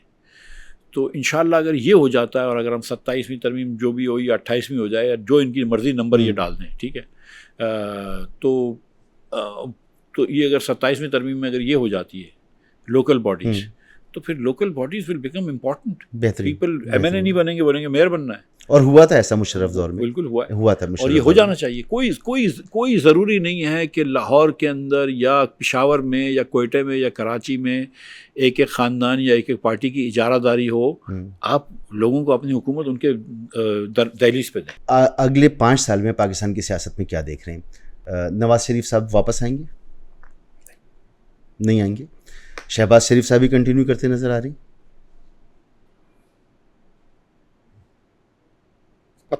पाकिस्तान की तारीख ये है कि किसी वज़ीर आज़म ने अपनी टर्म पूरी नहीं की है। तो वो तो टर्म भी पूरी करते नजर आ रहे हैं, और तवक्को है कि अगर शायद, मुझे नज़र नहीं आ रहा है टर्म पूरी करते। अच्छा, नहीं आ रहे? नहीं। ये जो बलूचिस्तान वाले माहिदे की बात हो रही है कि वो 2.5 साल के लिए था, वहाँ तो कुछ नहीं हुआ, मगर कश्मीर में तब्दीली आ गई है। अब पहले जिस वज़ीर आज़म को सपोर्ट किया था उसको हटाकर अब पीपल्स पार्टी अपना वज़ीर आज़म वहाँ पर लेकर आ रही है अपने। हाँ, तो ये इसका असर क्या विफाक में भी नज़र आएगा?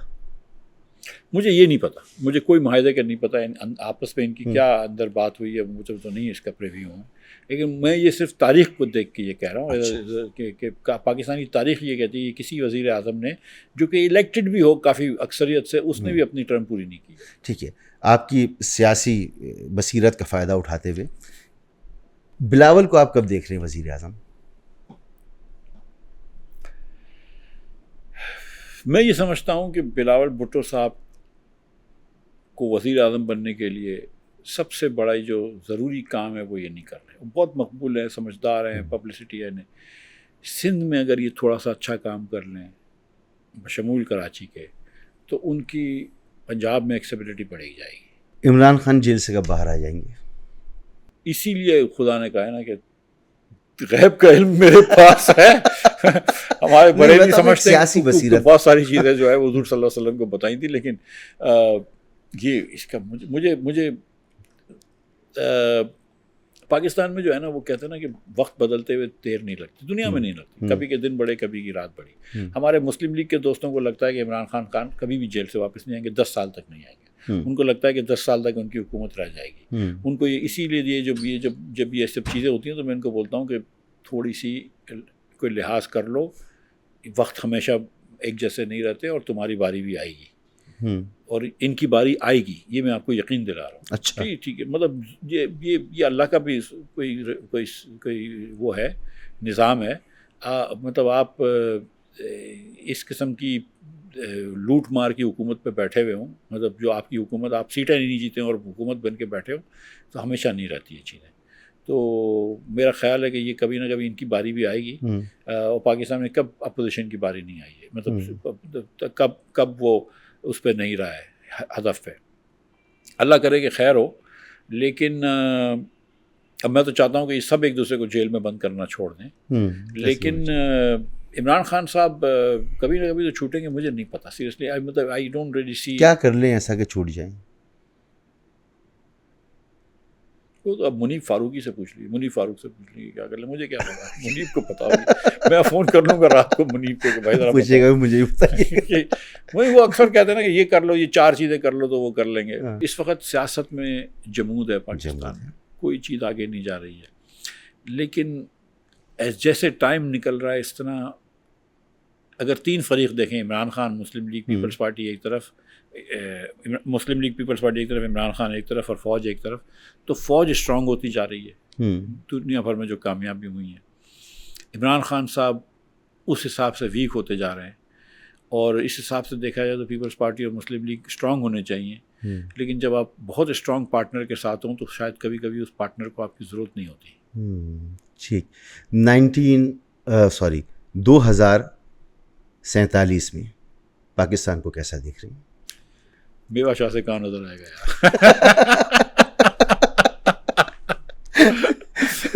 सेंट्रल गवर्नमेंट ने प्लान भी बनाना है ना 2047 मैं का। तो मेवा शाह में ही होऊंगा ना, मुझे क्या अल्लाह ना करे, नहीं, अल्लाह आपको मतलब सेहत दे, जिंदगी दे। नहीं, मकसद यार हम सीरियस आंसर, जी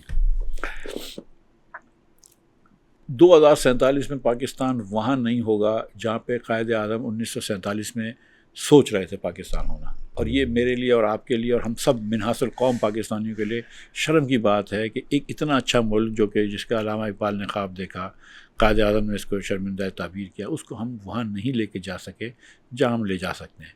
लेकिन अब भी हमारे पास 22 साल हैं, अब भी कुछ इंसान के बच्चे बन जाएं हम लोग और थोड़ा सा काम करना शुरू कर दें, थोड़े से सिस्टम को चेंज करें। मैं आपको यकीन दिला रहा हूँ कि पाकिस्तानियों के अंदर किसी चीज़ की कमी नहीं है। पाकिस्तानियों की सिर्फ आप पाकिस्तानियों को आज़ादी दें और पाकिस्तान की गवर्नेंस को ठीक करें, आप देखें ये बच्चे कहाँ ले जाते हैं इंशाल्लाह। मतलब पता नहीं, एक फरमाइश कर रहा हूँ आपसे, अगर आप मुनासिब समझे तो ठीक है। आपका एक और हिडन टैलेंट है, आप बहुत अच्छी नात पढ़ते हैं। मैं अल्लाह की मेहरबानी से नातें पढ़ लेता हूँ, सलात व सलाम वगैरह पढ़ लेता हूँ, लेकिन अगर इस वक्त इजाज़त दे दें तो मैं उससे वो चलें, फिर मैं आपकी वीडियो लगा दूंगा, लोगों को सुनाऊंगा। चलें, लोग ज़रूर सुना दीजिएगा। ठीक, thank you so much, thank you.